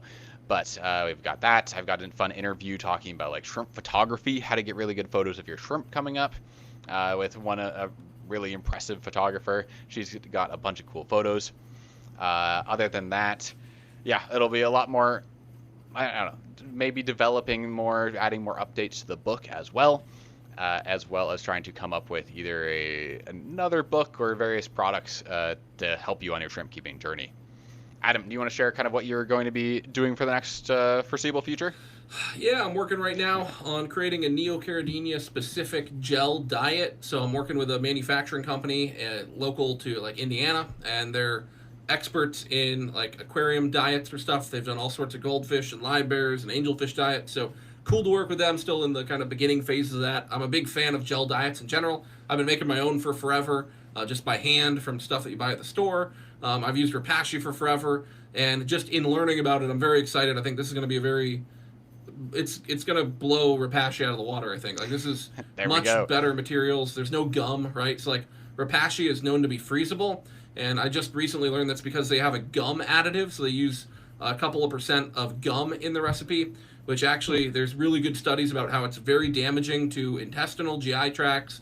It is not something that contains any valuable nutrition to them, and it has some other issues in the formation of the gel matrix as keeping it a solid, which actually means that Repashy does tend to leach more nutrients into the water than the one that I'm intending to make, because it's a lower gel matrix structure because of the additive that they have in there that allows people to freeze it. So mine, you will not be able to freeze. I mean, you're able to freeze whatever you want, but it won't be very good. It'll be mushy and kind of not as good after it gets frozen. So mine will be fresh made only, but the fresh made will be absolutely better than the product that has kind of a couple of key ingredients that have been switched to allow it to be frozen.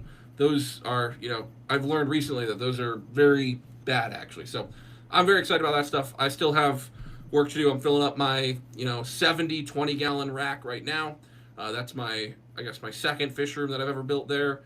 Working on my How to Build a Fish Room series, so we're still editing, video 2 right now, but 20 more parts lined up for that, and I have 30, I have 30 video folders full and 700 gigabytes of recorded video already for it all. So just a ridiculous amount. I mean, most of that's 4K footage, so it takes up more space than it needs to. But I'm excited. I got a lot to share there. You put so much work into this, fish room, so much thought into the design after all of your experience. So I cannot wait to see the full series coming out. Again, follow Old School Aquatics on YouTube to be able to see that series. Again, the first one's out, for the fish room build. He's also got a couple other good videos out. So be sure to check Adam out. Yeah, cool. Thank you. Any other last thing? So when do you think you'll be starting to actually breed and sell the Neocaridina setup? That's a wonderful question. That is a question I wish I could answer. It's 6 months or so still? Probably. That's probably a fair comparison. I actually have plans over the next couple of weeks to get in my broodstock. I'm going to do a video where I compare a handful of different sources. So I'll probably order from Mark Shelley, order from Lucas Arbretz, order from the local guys, order from some importers, order just from Amazon, see what shows up, and I'll order from a couple of different wholesalers and bring in my own shrimp that I have in my other shrimp and fish room. And so I'll have a kind of a good litany of different, shrimp sample to start off with, and try to do as much of a heads-up compare. I'll get at least reds from all of those different sources so that we have a true comparison. They're all on recirculating water, and so it should be as close. Honestly, this is going to be better than a scientific study. If you look at a lot of these studies, they do not have the replicated water parameters or the system knowledge that I have set up into it. So I don't want to downplay it. This is going to be a very good experiment to kind of quantify what is on the market. Sample size of 1, so in that aspect they beat me. But I'm very excited to kind of compare and contrast what the different sources look like on the market right now and see how that affects colony growth over time and stuff like that. Probably somewhere in the neighborhood of 6 months before I'm really up and selling Neos. And to me, the rush is not on selling as soon as possible.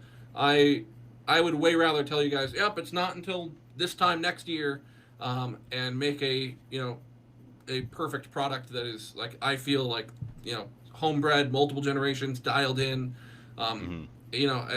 There's no incredible rush to me. I just to throw it out there, I paid for everything here cash. There's no big debt on my shoulders that I have to repay or anything. This is just fun to me at this point. So I'm super excited, and I want to get stuff out there too, but I definitely want to do it right and not, compromise quality for, timeliness by any means. So if it takes 8 months, it takes 8 months, and that is what it is. But I am going for it, and you'll get to watch that. I mean, with your experience and your dedication, I'm excited to see what happens. I'm excited to start being able to recommend getting some really, really healthy shrimp from my friend Adam. So I cannot wait. But for everyone who has been listening for 2 hours and 10 minutes at this point, our longest stream yet, thank you guys. You are awesome. We love the questions. Baxwell, Steelix especially. You guys have been, it's been great talking with you. Getting to hear from other people in the hobby is amazing, and we definitely intend to do more of these streams here coming up. So I think we will end it unless you... Oh, wait. One last question.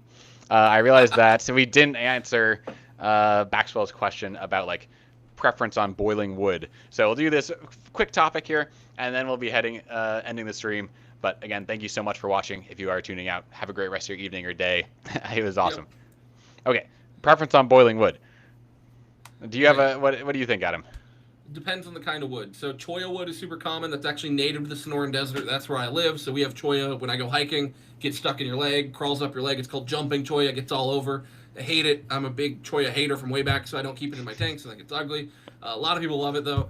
For cholla, you do not need to boil it. Typically, it's a cacti species that it's going to be sterile when you get it, and it's. I would not worry about boiling that. There's not really any tannins inside of the cellulose of a cactus like that, but for hardwoods, especially bogwoods, we're talking Malaysian woods, some of your spider woods, those can leach a ton of tannins. And so if you're not into that, I would boil them. And the time you boil them is personal preference.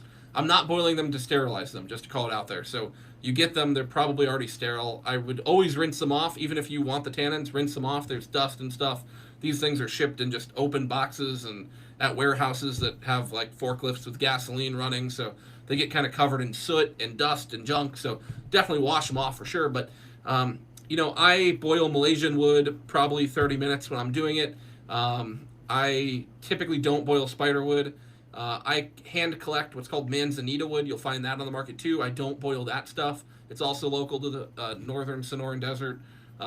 So I think using some local woods around you that are kind of good, like I think that's a fun practice. Go collect your own. And then if you want, you can boil it to sterilize it. But unless you're really worried about tannins, I don't think there's a huge need to boil all different kinds of wood. Just I'm Malaysian wood. I'm surprised that you're not worried more about like sterilizing it. It really does seem like that'd just be a really safe thing to do. Generally pretty easy, especially for like a smaller piece of cholla wood or something. And it's probably going to clean it a little bit better. So I would think that boiling it in general would be safer. I guess I have one thing to note. That's probably I answered that as if I answered that like you asked it to me and we were like gonna go grab dinner and I'm in the car telling you my thoughts, right? To you guys out there, to the normal people that don't live in the desert with cholla wood on the ground, if you're buying it, maybe you're right. Maybe just boil it just to sterilize it really quickly. That's probably a good recommendation. I've never bought it. I've only ever collected it. Totally legally. It's usually illegal to collect cactus, but it's a fish tank. They're gonna love it. So, if you're picking it up off the ground in Arizona and it's 120 outside and you haven't seen another living organism in like an hour of the hike, to me it's sterile. Like it's never touched water. It doesn't know what water is. It didn't have water when it was alive. It definitely doesn't have water when it's dead. I'm not super worried about that. I'm the kind of guy that'll go find live aquatic plants and transplant them over and have fun trying to move them. I kind of live recklessly on the tank side. Now that I have this whole setup and I care about standardization and it moved from just pure hobbyist having fun playing with stuff to I want to create a good product that's quality and repeatable for everybody else. Obviously, I've kind of nipped that in the bud, right? You can't be collecting stuff in a stream and then putting it in your tanks when you're trying to sell to other people because that's just, you don't know what you're bringing in. So for this room, for my new 2 fish rooms, I've absolutely created a very strict process of the only things that are allowed in there are like of brand names of things that I know. I'm not playing with stuff, not bringing it in locally. And so that streamlines down what my options are. So if I do driftwood in any of these, and I don't know that I'm even going to do that, but if I did, you're right, I would probably boil it out of pure safety for the biological point, but not to get rid of tannins necessarily. Sure, yeah. It can help get rid of tannins, but they can leach for a long time. So yeah, they can. I think sterilizing is generally a good idea for wood when you don't know where it's coming from, hasn't been in an aquatic thing. I don't know what's in it. So if you, out of an abundance of caution, I would recommend boiling it and trying to do that. Other than that, so we are done here. So be sure to tune in to catch Adam's videos, mine videos coming out. There are tons of more like interesting research and stuff to talk about for shrimp. But thank you guys all for tuning in, and I hope you have a great rest of your evening. So we will see you later. Thank you guys. Happy shrimping. Have a good one.